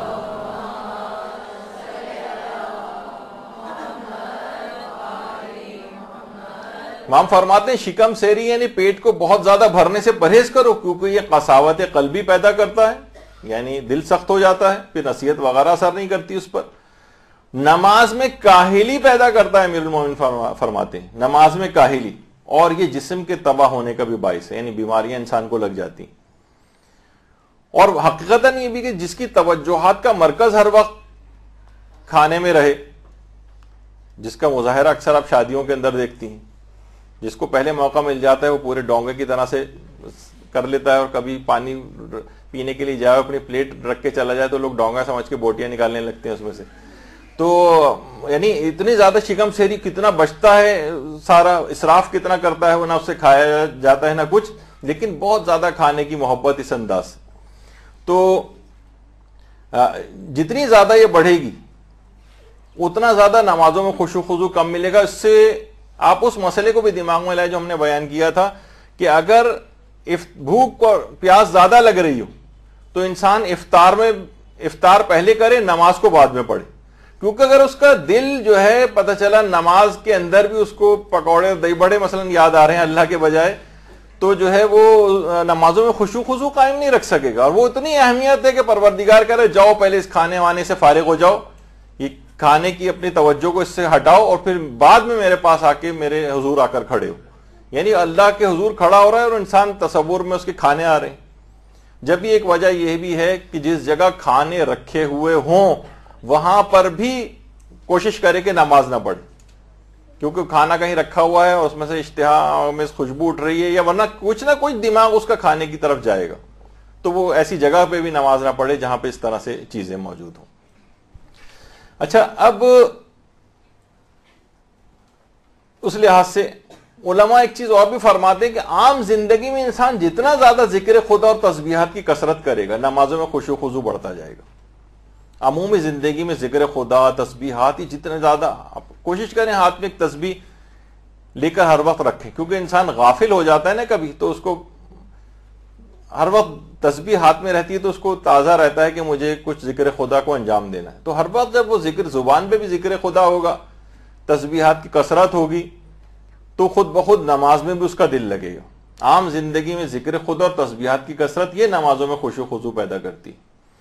اسی طرح سے علماء کہتے ہیں کہ اس کا استحضار اگر کیا جائے، آیت اللہ بہجت تو کہتے تھے، بس یہ جملہ بھی بہت کافی لوگ ان سے کہتے تھے کوئی آپ بتائیے، تو کہتے تھے الم یعلم بان اللہ یرا، قرآن کی اس آیت کو وہ دماغ میں رکھے کہ کیا تم نے اس بات کا علم حاصل نہیں کیا ہے کہ اللہ تم کو ہر وقت دیکھ رہا ہے، اللہ ہر وقت دیکھ رہا ہے، اس کا استحضار کرو۔ یہ کام تمہیں اب یہ نماز کے دوران بھی اور عمومی زندگی میں بھی گناہوں سے بچائے گا، اور اس کا استحضار، اس کو دماغ میں ہر وقت رکھنا، بار بار لے کر آنا دماغ کے اندر کہ اللہ میرے ہر کام سے واقف ہے، یہ عمل بھی نمازوں میں خشوع و خضوع میں اضافہ کرواتا ہے۔ اس کی عمومی زندگی میں بھی پریکٹس کرنا ہے تو دوران نماز خود بخود خشوع ملے گا۔ اسی طرح سے جتنی پروردگار عالم سے محبت بڑھتی جائے گی اتنا ہی خشوع و خضوع بڑھتا جائے گا، اور نمازوں میں خشوع و خضوع کا نہ ہونا یا انتہائی کمتر ہونا یہ اس بات کی نشانی کہ اس کے دل میں خدا کی محبت یا تو بہت کم پائی جاتی ہے یا نہیں پائی جاتی۔ اچھا، خدا کی محبت لوگ کہتے ہیں کہ بھئی محبت خود سے کیسے پیدا کریں؟ محبت خود سے پیدا نہیں کی جا سکتی، لیکن اس کے اسباب اختیار کیے جا سکتے ہیں۔ اسباب اختیاری، یعنی جتنی زیادہ اطاعت پروردگار بڑھتی جائے گی آپ کی اور اس کی نافرمانی سے اپنے آپ کو بچاتے جائیں گے، اتنی ہی محبت میں اضافہ ہوتا جائے گا۔ اس کے اسباب اختیاری ہیں، اطاعت کو بڑھائیے یہ اسباب میں سے ہے، اور نافرمانیوں سے پرہیز کیجئے یہ اسباب میں سے۔ ان دونوں پہ عمل کریں گے خدا کی محبت بڑھے گی، جتنی خدا کی محبت بڑھے گی اتنی زیادہ نمازوں میں خشوع و خضوع بڑھے گا۔ اچھا، اب اس کے بعد وہ اعمال کا جن کا نمازوں کے شروع کرنے سے پہلے خیال کرنا ضروری، یعنی بس اب نماز شروع کرنے جا رہے ہیں، ابھی ہم نے عمومی زندگی کی کچھ مثالیں بیان کی تھیں جس سے نماز میں خشوع بڑھتا ہے۔ اب وہ اعمال جن کا نماز کے شروع ہونے سے پہلے تعلق ہے وہ کیا ہیں؟ دیکھیے، خشوع و خضوع میں جو مانع رکاوٹ ہے نا ان کو بھی پہلے ہٹانا پڑے گا۔ اس میں دو طرح کی رکاوٹیں ہوتی ہیں، ایک داخلی رکاوٹیں ہیں خود نماز کے اندر یا انسان کے اپنے اندر، ان کو ہٹانا ہے، اور کچھ خارجی رکاوٹیں ہیں، یعنی جسے کہا جاتا ہے کہ ظاہری موانعات خشوع سے اجتناب کرنا ہے۔ مثلا اگر حوائج ضروریہ سے اس کو فارغ ہونا ہے، پیشاب و پیخانہ، یا مثلا رہا والا مریض ہے وہ پہلے ان ضروریات سے فارغ ہو کر آئے، بے تحاشا اس کو نیند آ رہی ہے، جاؤ تھوڑا سا سو لو اور اس کے بعد ہو کر آؤ، کیونکہ یہ ظاہری موانعات خشوع میں سے یہ چیزیں اگر انسان کو پریشان کر رہی ہیں تو نمازوں میں خشوع خضوع نہیں ملے گا۔ شدید گرمی اگر ہو رہی ہے تو اپنے پچھلی دفعہ بھی وہ 14 مقامات میں سنا تھا کہ شدید گرمی اگر ہو رہی ہے تو نماز ظہر اور عصر کو تاخیر سے اب پڑھ لیں جب ذرا ٹھنڈک ہو جائے، تاکہ اس میں خشوع خضوع زیادہ ملے۔ شدید سردی ہو رہی ہے اور امید ہے کہ 1-2 گھنٹے گزر جائیں گے، یا کچھ کمرہ گرم ہو جائے گا، یا ہیٹر میں یا مثلا گیزر میں پانی آنے لگے کہ تھوڑی سی تاخیر ہو جائے نماز میں، لیکن کوئی بات نہیں، گرم پانی سے وضو کر کے اور پھر اس طرح سے اس کا انتظام کریں۔ کسی جگہ مثلا شور بہت زیادہ ہو رہا ہے اور امید ہے کہ 10-15-20 منٹ کے اندر یہ جو ہے شور کم ہو جائے گا، تو آپ اس کے بعد نماز پڑھ لیں۔ یہ ظاہری موانعات خشوع ہیں۔ ہمیشہ اس جگہ پہ جہاں مثلا ٹی وی چل رہا ہے، بہت سارے لوگ کسی جگہ پہ موجود ہیں، وہاں اگر آپ نماز پڑھیں گی تو یہی مسئلہ ہوگا۔ یا مثلا یہ بھی ہوتا ہے بعض اوقات کہ کسی جگہ پر اگر بچے موجود ہیں تو وہ مثلا بچے آپ کو تنگ کر رہے ہیں، اب ظاہر ہے آپ کا بار بار دماغ انہی کی طرف جائے گا، بار بار بچوں کی طرف جائے گا، نمازوں میں خشوع خضوع کم ہوگا۔ تو 5-7 ہی منٹ کی تو نماز ہوتی ہے الگ کسی کمرے میں کہ جہاں اس وقت کوئی بچہ وغیرہ نہ آ سکے۔ چلے نماز جماعت میں کبھی ساتھ لے جا رہے ہیں، مجبوری ہو جائے تو ایک الگ بات ہے، لیکن عمومی زندگی میں کوشش کریں کہ ایسی جگہ پہ جہاں جھمگٹا لوگوں کا لگا ہوا ہے وہاں پہ نماز نہ پڑھیں۔ یہ ظاہری موانعات خشوع۔ اسی طرح سے کچھ علماء کہتے ہیں کہ جیسے کھڑکی کے پاس جو مثلا روڈ فیسنگ ہے کوئی ونڈو، وہاں سے شور شرابہ آ رہا ہے، گاڑیوں کی آوازیں آ رہی ہیں، لوگوں کی آوازیں آ رہی ہیں وغیرہ۔ جیسے ہمارا پچھلا مدرسہ تھا، جس وقت کلاس ہوتی تھی اسی وقت ایک گولا گنڈے والا یہاں سے گزرتا تھا بجاتا ہوا، اور خاص اس کا جو ایک وہ ہوتا ہے گانا ٹائپ کا وہ لگا ہوتا، تو اکثر کہتے تھے وہ اسی ٹائم پہ اس کو آ کر جو ہے یہ بجانا ہوتا ہے۔ تو ایسے موقع کا انتخاب کریں کہ جس موقع پر یہ شور شرابہ، ہنگامہ، یہ اس طرح سے چیزیں نہ ہوں۔ یا بہت زیادہ جہاں پر روشنیاں ہوں، کچھ روشنیوں کو بھی کم کر دیں۔ جس جگہ بالکل اندھیرا اور تاریکی نہ ہو لیکن کچھ روشنیاں کم ہو جائیں تاکہ ادھر ادھر آپ کی توجہ نہ رہے۔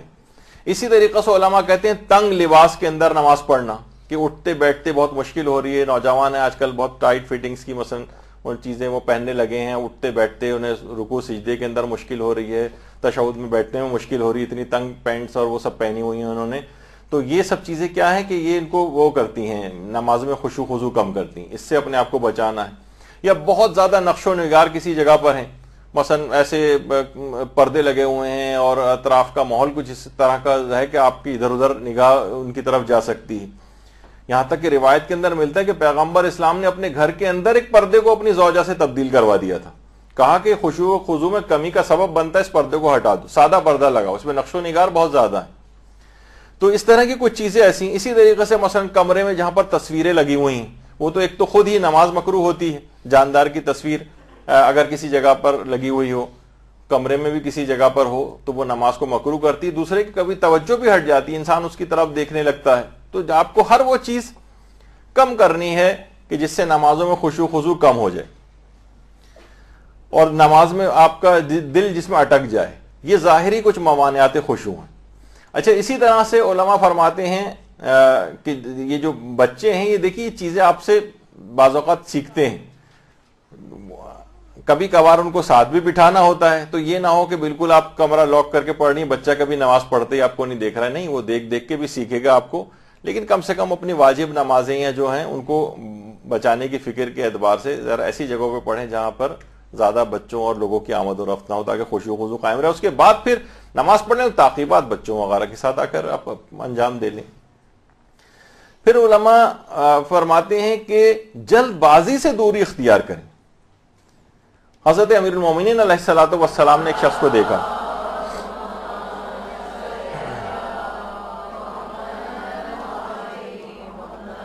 کہ بہت ہی تیز رفتاری کے ساتھ جلدی جلدی نماز پڑھ رہا ہے. امام نے فرمایا کہ تیری مثال اللہ کے نزدیک اس کوے کی مانند ہے جو زمین سے دانہ اٹھاتا ہے. دیکھا نہیں کتنی جلدی جلدی دانہ اٹھاتا ہے اور اڑ جاتا ہے. اگر تو اسی حالت کے اندر مر گیا تو تو دین محمد کے علاوہ کسی اور دین پہ مرے گا. اور پھر فرمایا کہ تم لوگوں میں سب سے بڑا چور وہ ہے جو نماز میں چوری کرتا ہے، یعنی نماز میں جلد بازی سے کام لے رہا ہے، جلد بازی کے اندر رکوع اور سجدہ انجام دے رہا ہے. اس سے بچنے کے بھی دیکھیے طریقے جو ہے وہ بتائے گئے ہیں علماء نے. اچھا، یہ میں اپنی طرف سے بتا دیتا ہوں، علماء کے طریقے تو اپنی جگہ پر ہیں. کہ مثلا ہر نماز کو پڑھنے کا جو تکبیرۃ الاحرام سے سلام تک کی جو نماز ہے، اس کے لیے ایک نماز کے لیے 5 منٹ کا وقت مقرر کر لیں گے. اس سے پہلے میں ختم نہیں کروں گا، تاکہ یہ جلد بازی کی جو کیفیت ہے نا، جو 2 منٹ میں 1.5 منٹ میں جو پڑھنے کی فکر رہتی ہے، تو یہ کہا جائے گا کہ بھائی اتنی جلدی کیا ہے آپ کو، نماز تو آپ کو وہی پڑھنی ہے. مثلا اگر آپ نے 1 منٹ یا 1.5 منٹ پہلے بھی جلد بازی کی وجہ سے نماز ختم کر دی، تو کون سا آپ نے ماؤنٹ ایوریسٹ جو ہے وہ سر کر لینی ہے اس دوران. وہ جو ہماری والدہ مرحومہ مغفورہ کہا کرتی تھی، ایک دفعہ آنکھ کا آپریشن کرانے گئی تھی وہ، تو دوران اچھا اس کو پتا ہے کہ آنکھ کے آپریشن میں کیٹریکٹ کا اس میں کوئی بے ہوش وغیرہ نہیں کرتے. دوران آپریشن ڈاکٹر سے پوچھنے لگی کہ کتنی دیر میں ختم ہوگا آپریشن. تو ڈاکٹر صاحب نے کہا کہ کیا آپ کو کسی میٹنگ وغیرہ کے اندر جانا ہے اس کے آپریشن کے فوراً بعد.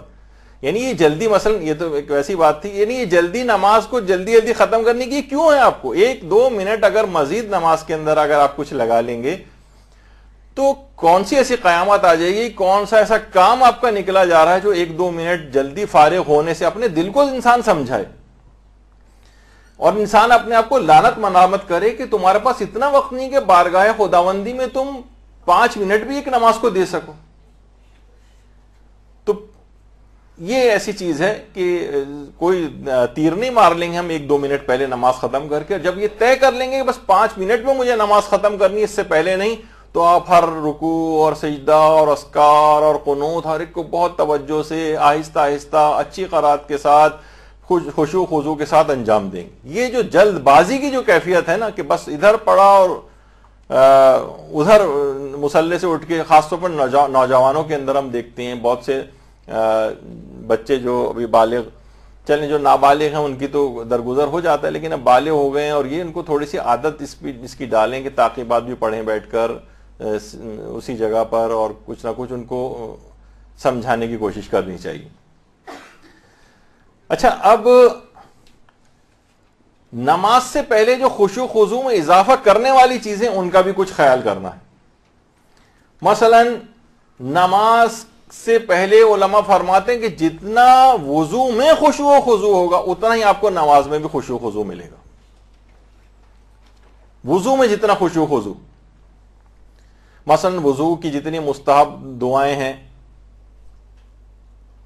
وہ اگر انسان پڑھے، علماء وضو کے موقع پر بہت ہی خشوع و خضوع کے قائل ہیں. وہ کہتے ہیں کہ یہ جتنا وضو میں خشوع ہوگا اتنا ہی نماز میں آپ کو خشوع ملے گا. اور مثلا انسان واقعی سوچے بیچ میں جو دعائیں پڑھی جاتی ہیں، جیسے سورہ قدر اگر کوئی شخص پڑھے گا تو گناہوں سے اس طرح باہر آ جائے گا جیسے شکم مادر سے ابھی پیدا ہوا ہو. تو اسی طریقے سے وضو کے بعد آیت الکرسی پڑھنے کے جو فضائل ہیں تو انسان دماغ میں رکھے اور اس کے اوپر عمل کرتا جائے. اسی طریقے سے وضو کی جو مثلا مستحب دعائیں ہیں اس کے واقعے کے ترجمے کی طرف نگاہ اس کا کرے تو اس میں ایک ایک چیز میں آخرت اور قیامت یاد دلائی گئی ہے اس کو. اب اتنا وقت نہیں کہ ساری چیزیں پڑھی جائیں، آپ خود جا کے ترجمہ بھی دیکھ لیجئے گا، توضیح المسائل میں بھی دعائیں موجود ہیں. یہ لکھ کر کسی جگہ لگائیں، واش روم میں شیشے کے اوپر لگا دیں، ہر ہاتھ کو دھوتے وقت، سر کا مسح کے وقت، پاؤں کا مسح کے وقت، کلی کرتے وقت، جتنے بھی واجبات اور مستحبات ہیں ان کی دعائیں ساتھ ساتھ پڑھیں. اس سے کیا ہوگا، ترجمے کے ساتھ آپ کو جو ہے نا یہ سب چیزیں پتہ ہوں گی تو روز قیامت اور آخرت کا جگہ جگہ یاد دلائے گا. پروردگار میرے چہرے کو سفید کر دینا جب لوگوں کے چہرے سیاہ ہو رہے ہوں گے، اور میرا نامہ اعمال دانے ہاتھ میں دینا اور میرے نامہ اعمال کو بائیں ہاتھ میں نہ دینا، نہ میری گردن سے باندھ دینا، اور پورے سرات پہ میرے قدموں کو ثبات عطا فرمانا. ترجمے کے ساتھ آپ پڑھیں پورا، یعنی واقعتاً انسان کانپ جاتا ہے. جب بھی آئمہ کی حالت یہ ہوتی تھی کہ زرد رنگ پڑ جاتا تھا، تھر تھرانے لگتے تھے، لرزہ بدن کے اوپر طاری ہو جاتا تھا، بے ہوش ہو کر گر جاتے تھے وضو کے دوران. تو وضو میں خشوع لازمہ بنتا ہے اس بات کا کہ انسان کو نمازوں میں بھی خشوع خضوع ملے. اچھا، اسی طرح سے وضو کی جو مستحب دعائیں ہیں، اس کے بعد کچھ نماز کے لیے تکبیرات افتتاحیہ ہیں. نماز سے پہلے تکبیرات الاحرام سے پہلے بھی کچھ تکبیرات ہیں وہ کہی جاتی ہیں، جس پہ ہم تفصیل کے ساتھ جو نمازوں کے جو اور درس ہوئے ہیں اس کے اندر ان کو بیان کیا ہے. اس میں سے لے کر آپ سنیے گا، وہ یاد کریں، ان کی دعائیں یاد کریں، اور جو دیگر جو دعائیں ہیں وہ انسان ان کا خیال کرے. یا محسن قد اتاک المسی والی جو دعا ہے وہ اس کو پڑھے، یا وجہت وجہی للذی فطر السماوات والارض والی دعا ہے. یہ سب اس سے پہلے پڑھی جانے والی، یعنی نماز ابھی شروع نہیں ہوئی اور اس سے پہلے یہ والی دعائیں ہیں، یہ خود نماز میں خشوع خضوع کا سبب بنتی. اب ہم دوسرے مرحلے پر ہیں کہ جب وہ چیزیں جو نماز سے جسٹ پہلے انجام دینی جس سے نمازوں میں خشوع بڑھے. ایک تو یہ کہ آئے اور فوراً بھاگتے ہوئے اس پہ کھڑے ہوئے مصلی پہ آ کے اور ایک دم سے اللہ اکبر کہہ دیا. نہیں، کوئی تیاری ہوتی ہے، کوئی طریقہ کار ہوتا ہے، اس کا آپ کو خیال کرنا ہے. کچھ دعائیں اس طرح سے پڑھنی، یہ بھی یاد کریں. یا علماء ایک طریقہ اس کا بہت اچھا بتاتی ہیں، وہ یہ کہ نماز سے پہلے امام حسین علیہ السلام کو سلام کرنا.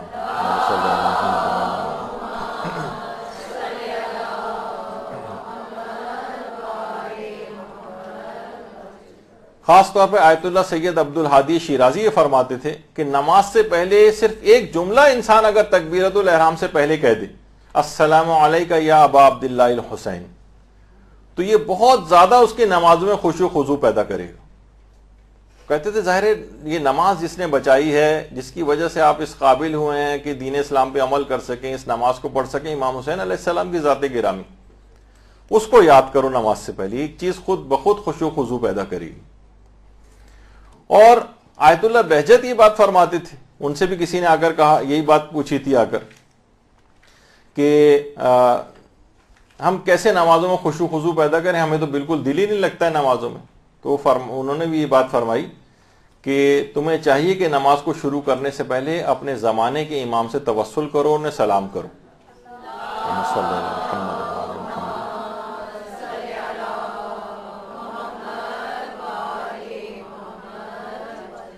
تو ایک جس طریقے سے امام حسین کو آپ نے سلام کیا، اسی طریقے سے امام زمانہ کے لیے بھی ایک مختصر سی زیارت ہی پڑھ لیں کوئی، اس سے پہلے ایک جملہ ایک سلام کا کہہ دیں ان کو، تو خود بخود ایک توسل پیدا ہوگا، امام کی مدد بھی اس سلسلے میں آئے گی، اور دل نماز کی طرف زیادہ راغب ہوگا، اس میں خشوع خضوع زیادہ ملے گا. اگلا طریقہ یہ بھی ہے نمازوں کو شروع کرنے سے پہلے کہ نماز کا وقت آ جانے سے پہلے مصلی نماز پر آ کر نماز کا انتظار کریں. ایک تو وہی میں نے کہا کہ چھلانگ مار کر پہنچ گئے نہیں، نماز کے وقت آنے سے پہلے آپ کو مصلی نماز پہ آ جانا ہے اور انتظار کرنا ہے، چاہے کوئی 5 منٹ پہلے پہنچ جائیں، 7 منٹ پہلے اس سے پہلے پہنچ جائیں، اور نماز کا انتظار کریں کہ کب نماز کا وقت ہوگا، اس دوران کوئی دعا پڑھ لیں، کوئی اور تلاوت قرآن کر لیں. یہ خود نماز میں خشوع خضوع بڑھانے کے لحاظ سے بہت اہم چیز بنے گی. بلکہ گھر میں ایسی جگہ پہ یعنی ایک جائے نماز کھلی رہنی چاہیے، وہ نکال دیجیے گا دماغ سے کہ وہ شیطان آ کے نماز پڑھنے لگتا ہے. علامہ ذیشان جوادی سے بھی کسی نے کہا تھا، انہوں نے کہا تھا ہم تو چاہتے ہی ہیں کہ شیطان نماز پڑھے، تو اس میں کہ اگر پڑھ بھی لے گا تو کیا ہو جائے گا. تو بہرحال ایک جائے نماز بچھی رہے جہاں پر یعنی آپ آ کر کبھی بھی کوئی نعمت یاد آئی، آپ نے شکر خدا کا سجدہ آ کر لیا، بچھی رہے گی تو فوراً دل راغب رہے گا. وضو کر کے آئے، باوضو رہنے کی عادت ہو تو کوئی قضا نماز پڑھنا شروع کر دی، کوئی مستحب نماز پڑھنا شروع کر دی، اور وہ جو نمازوں کو جا نمازوں کو طے کر کے اتنی اوپر الماری کے اوپر کہیں رکھ کے اسے نیچے اتار کے لائیں گے تو بہت ہی الکساہٹ ہوگی، کون نکالے. تو یہ چیزیں بھی رہ جاتی ہیں. ایکسس میں رہیں، چیزیں کھلی رہیں، بچھی رہیں تو بہت اچھا ہے. تو اس لحاظ سے ان چیزوں کا اہتمام کریں کہ پہلے سے آ کر انتظار کریں، یہ نمازوں میں خشوع خضوع بڑھائے گا. اچھا، کتنے ہی ہمارے علماء کی سیرت میں آیت اللہ جواد انصاری حمدانی یہ اپنی نمازوں میں خشوع خضوع کے حوالے سے بے تحاشا بہت عرفا میں شمار ہوتا ہے، انتہائی خشوع خضوع کے ساتھ ہمیشہ نماز کے اوقات سے پہلے مصلی نماز پہ آ کر نمازوں کا انتظار کرتے تھے کب وقت شروع ہوگا. اچھا، اس کے بعد علماء کہتے ہیں نماز سے پہلے اذان و اقامت کا کہنا بھی نماز میں خشوع خضوع میں اضافہ کرتا ہے.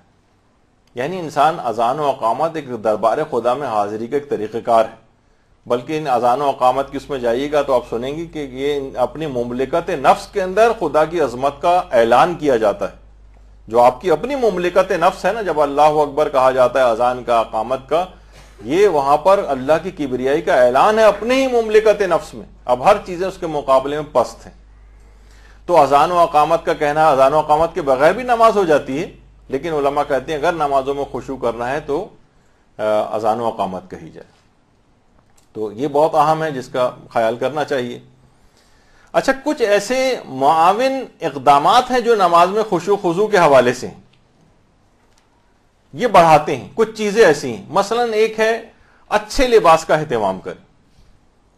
ہمارے ہاں عام طور پر دیکھا جاتا ہے کہ اچھے لباس کا وہ نہیں ہے، خیال نہیں ہے، اور لباس مثلا صاف ستھرا نہیں ہے. شادی بیاہ اور اس کے اندر کہیں جاتے ہیں تو بہت اہتمام ہوتا ہے، لیکن اللہ کے دربار میں جانا ہے تو جس بھی لباس میں ہے، میلا کچیلا سا ہو، نائٹ سوٹ پہنا ہوا ہو، نوجوان ہے شارٹس پہنے ہوئے ہوں، اسی کے اندر یہ ہر وقت سوالات رہتے ہیں شارٹس پہن کے نماز ہو جاتی ہے نہیں ہو جاتی. تو اسی طرح سے مثلا اس نے کوئی اپنے زینت نہیں کی ہوتی، بال نہیں بنائے ہوتے، جھاڑ فانوس کی طرح سے مثلا سوتے سوتے اٹھ کے نماز جو ہے وہ شروع کر دی. دربار خدا میں حاضری کے لیے کچھ چیزیں ایسی ہیں، معاون چیزیں کہ اپنے لباس کو انسان درست کرے، بال وال کرے، کچھ خوشبو وشبو لگائے، اور کچھ اچھے لباس کا جو ہے وہ اہتمام کرے کہ اس کا دل جتنے اچھے لباس اور اس کا اہتمام کرے گا اتنا ہی دل اس کا نماز کے اندر لگے گا. بنسبت آپ دیکھ لیجئے کہ دو اس طرح کے باقاعدہ اس وجہ سے کہ آپ کو نماز پڑھنی ہے، اچھا لباس آپ پہنے، اچھی سی کوئی چادر صاف ستھری سی ہو، تو آپ کا خود بخود نماز کے اندر دل زیادہ لگے گا. بعض اوقات میں نے ایک دفعہ اور پہلے جب پچھلے جو لیکچر اس میں بھی بات کہی تھی کہ ایسی جو توپ ٹائپ کی ہوتی ہے مرد حضرات کے لیے، اگر وہ اس دوران نماز کے لیے الگ سے ایک اہتمام کیا جائے کہ آپ کو لگے کہ ہاں واقعی میں نماز کوئی الگ سے ایک چیز ہے. ایک تو کسی بھی لباس کے اندر آ کے پڑھ لی اس میں بھی ہو جاتی ہے، لیکن الگ سے کوئی ایک لباس نماز کا ایک الگ کیا جائے. ائمہ کے اپنے نمازوں کے لباس ہوتے تھے، امام کہتے تھے میں نے اس میں 40 سال 30 سال 20 سال اس طرح سے جو ہے عبادت کی ہے. ہمارے علماء کے اپنے کیسے لباس ہیں، وہ کہتے تھے یہ صبا کے ساتھ میں نے جو ہے نا اتنی نمازیں پڑھی ہیں. تو یہ خود ایک فخریہ ایک بات اور ہوتی ہے. اکثر تو کہتے ہیں کہ اس کو ہمارے ساتھ دفن بھی کیا جائے کہ جس میں ہم نے عبادت خدا اتنے عرصے تک انجام دی. تو بہترین لباس کا اہتمام، یا مثلا اور جو مستحبات نماز ہیں، امام خمینی ہمیشہ تحت الحنک نکالا کرتے تھے امامے کا، ہمیشہ آئینہ رکھ کر اپنے آپ کو درست کیا کرتے تھے نمازوں سے پہلے وغیرہ. تو یہ سب چیزیں اس کے اندر شمار ہوتی ہیں، معاون چیزیں. اسی طریقے سے مثلا عطر یا خوشبو وغیرہ لگانا، تو یہ ان چیزوں کا خیال رکھنا چاہیے. یا مثلا کوشش کریں کہ بہت سے لوگوں نے تو بڑے اچھے اپنے ایسے رومز وغیرہ بنائے ہوئے ہیں ایسے کہ جہاں پر نا دل لگے ان کا نماز میں, یعنی کوئی بھی ایسی چیزیں نماز میں خشوع خضوع کا اضافہ کرے. کچھ نے مثلا خانہ کعبہ کی وہ لگائی ہوئی ہے جیسے آپ کے سامنے, کہ ہر وہ طریقہ کار کہ جس سے نماز میں آپ کو معاونت ہو کہ نماز میں خشوع خضوع بڑھے گا اس کو اختیار کیا جائے. یا مثلا کوشش کریں کہ کہیں جہاں پہ بھی نماز ہے آپ بیچ میں بھی پڑھ سکتی ہیں لیکن کسی کونے والی جگہ کا انتخاب کریں, دیوار سے مثلا جو چیز جگہ جو ہے وہ قریب ہو اس جگہ کا آپ انتخاب کریں کہ جہاں پر ایک تو بیچ میں بالکل پڑھنا, اس میں خشوع خضوع کم ہوگا, ایک ہے بالکل دیوار کے ساتھ جا کر مل جانا یا اس کے قریب ہو جانا, اس سے خشوع بڑھتا ہے. یہ معاون چیزیں ہیں ساری. اچھا, پھر علماء ایک چیز اور کہتے ہیں کہ نمازی کے اطراف میں خشوع خضوع مانے چیزیں وہ ہم نے ابھی ذکر کر دیا, ایسے پردے ہوں یا مثلا تصویریں لگی ہوں, ان کو آپ ہٹائیے. پھر ایک ہے کہ اللہ کی عظمت اور اپنی حقارت کا استحضار, یہ نماز میں خشوع خضوع میں اضافہ کرتا ہے. سوچئے تو آپ کہ کتنی عظیم ذات کے دربار کے اندر آپ جا رہے ہیں, جو خالق کون و مکان ہے, کائنات جس کے قبضے کے اندر ہیں, وہ کتنی قدرت والا ہے, اس کے مقابلے میں ہم کتنے حقیر اور ذلیل اور پست ہیں. اس کا انسان اگر کرے, یہ واقعتاً جو ائمہ گڑ گڑاتے تھے, استغفار کرتے تھے, اکثر لوگ یہ جملہ کہتے ہیں اور امام خمینی اور دیگر علماء نے بھی اس پہ اعتراض کیا کہ اصل بات یہ نہیں ہے کہ وہ ہماری تعلیم کے لیے کہتے تھے, وہ خود بخود تعلیم تو امام کے ہر عمل سے ہوتی ہے. جو استغفار کرتے تھے یہ حقیقی استغفار تھا, معاذ اللہ وہ ہر قسم کے گناہ سے پاک اور مقام عصمت کبریٰ کے اوپر فائز تھے. لیکن وہ یہ کہتے تھے, یعنی وہ احساس کرتے تھے کہ خدا کی ذات کتنی عظیم ہے, ہم کتنے اس کے مقابلے میں پست ہیں, اور ہم پروردگار تیری اس عبادت کا حق کہاں ادا کر سکتے ہیں. اس عبادت کے حق کو ادا نہ کرنے کے احساس جرم کی وجہ سے استغفار کرتے تھے. یہ استغفار جو تھا یہ حقیقی استغفار تھا, یہ لوگوں کو دکھانے کے لیے, بتانے کے لیے, یہ کوئی مثال قائم کرنے کے لیے نہیں ہوتا تھا. تو خود بخود ہی مثال سیٹ ہو جاتی ہے, ان کی سیرت کی پیروی کو لازم قرار دیا گیا ہے. لیکن یہ حقیقی استغفار تھا. وہ ہر وقت استحضار کرتے تھے اللہ کی عظمت کا, اس کے مقابلے میں اپنی حقارت کا. تو یہ رونا, گڑ گڑانا, یہ احساس ندامت, یہ استغفار, پیغمبر کہتے تھے میں روزانہ 70 مرتبہ استغفار کرتا ہوں. اس کی وجہ یہ ہوتی تھی کہ اپنی عبادتوں کو کچھ حقیقت سمجھتے نہیں تھے, بلکہ وہ اپنے وجود کو خدا کے وجود کے مقابلے میں ایک جسارت سمجھتے تھے. پروردگار صرف تیری ذات زندہ, قائم اور باقی رہنے والی ہے, ہم اس مقابلے میں بھی ایک وجود رکھیں, یہ بھی ہمارے لیے کہ احساس ندامت ہے, صرف تیری ذات صرف ہو. تو اس طرح سے جب بھی پیغمبر کہتے تھے کہ زندگی کی آخری نماز کی طرح سے نماز کو پڑھو. سفینۃ البحار میں شیخ عباس قمی نے جو روایت نقل کی, اس میں پیغمبر نے فرمایا کہ محسوس یہ کرو کہ جنت تمہارے سامنے. پیغمبر نے اس نماز کی کیفیت بھی بتائی, محسوس کرو اس آخری نماز کی جنت تمہارے سامنے ہے, دوزخ تمہارے پاؤں کے نیچے ہے, اور ملک الموت تمہارے پیچھے روح قبض کرنے کے لیے تیار کھڑا ہوا ہے. دائیں جانب انبیاء کھڑے ہوئے ہیں, بائیں جانب پر ملائکہ کھڑے ہوئے ہیں, اور اللہ سب کچھ دیکھ رہا ہے. دل میں یہ خیال تم پیدا کرو اور کہ تم کس کی بارگاہ میں کھڑے ہو اور کس سے مناجات کر رہے ہو اور کون ہے تمہیں دیکھنے والا, اور اس کے بعد نماز شروع کرو. اور یہی وجہ ہے کہ ہمارے پانچویں امام, امام محمد باقر علیہ الصلوۃ والسلام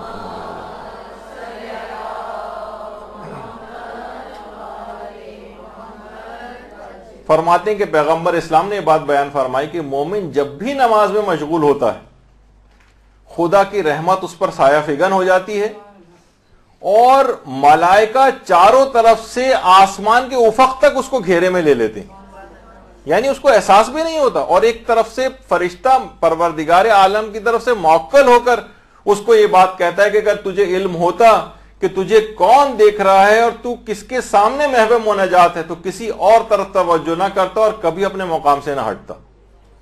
ہمیں پتہ ہی نہیں کہ واقعتاً کتنے فرشتے, کتنے ملائکہ زمین سے آسمان تک جو ہے آپ کی طرف متوجہ ہیں, سب آپ کو سن رہے ہیں, اور آپ ادھر سے ادھر اپنی نمازوں میں خشوع خضوع قائم نہیں رکھ سکتے, اور 2 منٹ کی نماز کے اندر بھی دماغ کہاں کہاں بھٹکتا پھر رہا ہے, اور اس کے لیے کوئی کوششیں بھی کرتے نظر نہیں آ رہے.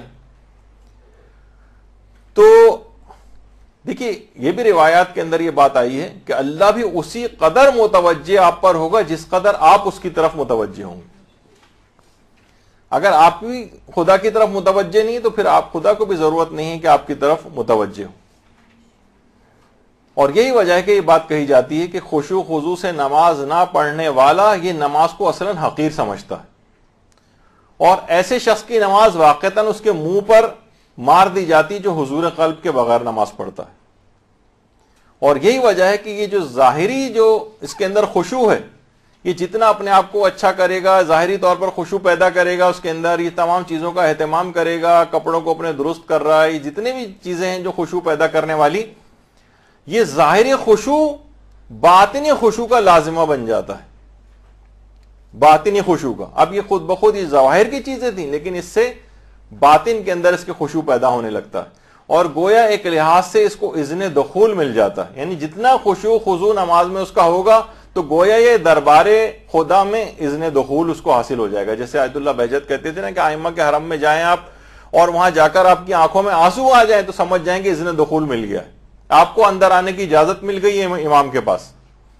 تو نمازوں میں اگر خشوع خضوع پیدا ہو رہا ہے تو گویا دربار خدا میں اذن دخول ہے، یہ آپ کو جو ہے وہ حاصل ہو گیا ہے. اور اب اچھا، اب ایک پورشن اس کا پورا ایسا رہ گیا ہے کہ جس کے اندر دوران نماز جو ایک مین چیز تھی کہ دوران نماز اپنے آپ کو کس طرح سے ہمیں خشوع خضوع پیدا کرنا چاہیے. اور ابھی تک دو چیزیں ہم نے مکمل کی، عمومی زندگی میں جو پیش آنے والی جو چیزیں ہیں جن سے خشوع خضوع پیدا ہوتا ہے، جن کو ہم اہتمام کریں تو خشوع ملے گا، اور نمازوں سے جسٹ پہلے کچھ اقدامات ہیں جن کا خیال کرنے سے خشوع خضوع ملتا ہے، کچھ چیزوں کو ہٹانا ہے، کچھ چیزوں کو انجام دینا ہے. اب تیسرا حصہ جو اس کا رہ گیا ہے، امید مجھے یہ تھی کہ میں آج اسے مکمل کر دوں گا لیکن کچھ باتیں بیچ میں ضمناً ایسی آ گئیں کہ گفتگو طویل ہو گئی، تو انشاءاللہ باقی جو چیز رہ گئی وہ ہماری اگلی کلاس کے اندر مکمل ہوگی. تو پھر یہ پورا آپ کے سامنے ایک سینیریو بنے گا کہ نمازوں میں ہم خشوع خضوع کو کیسے پیدا کریں. اور تیسرا والا جو پارٹ ہے وہ زیادہ اہم یہ ہے کہ وہ تو عین دوران نماز ہی اس کو انجام دینا.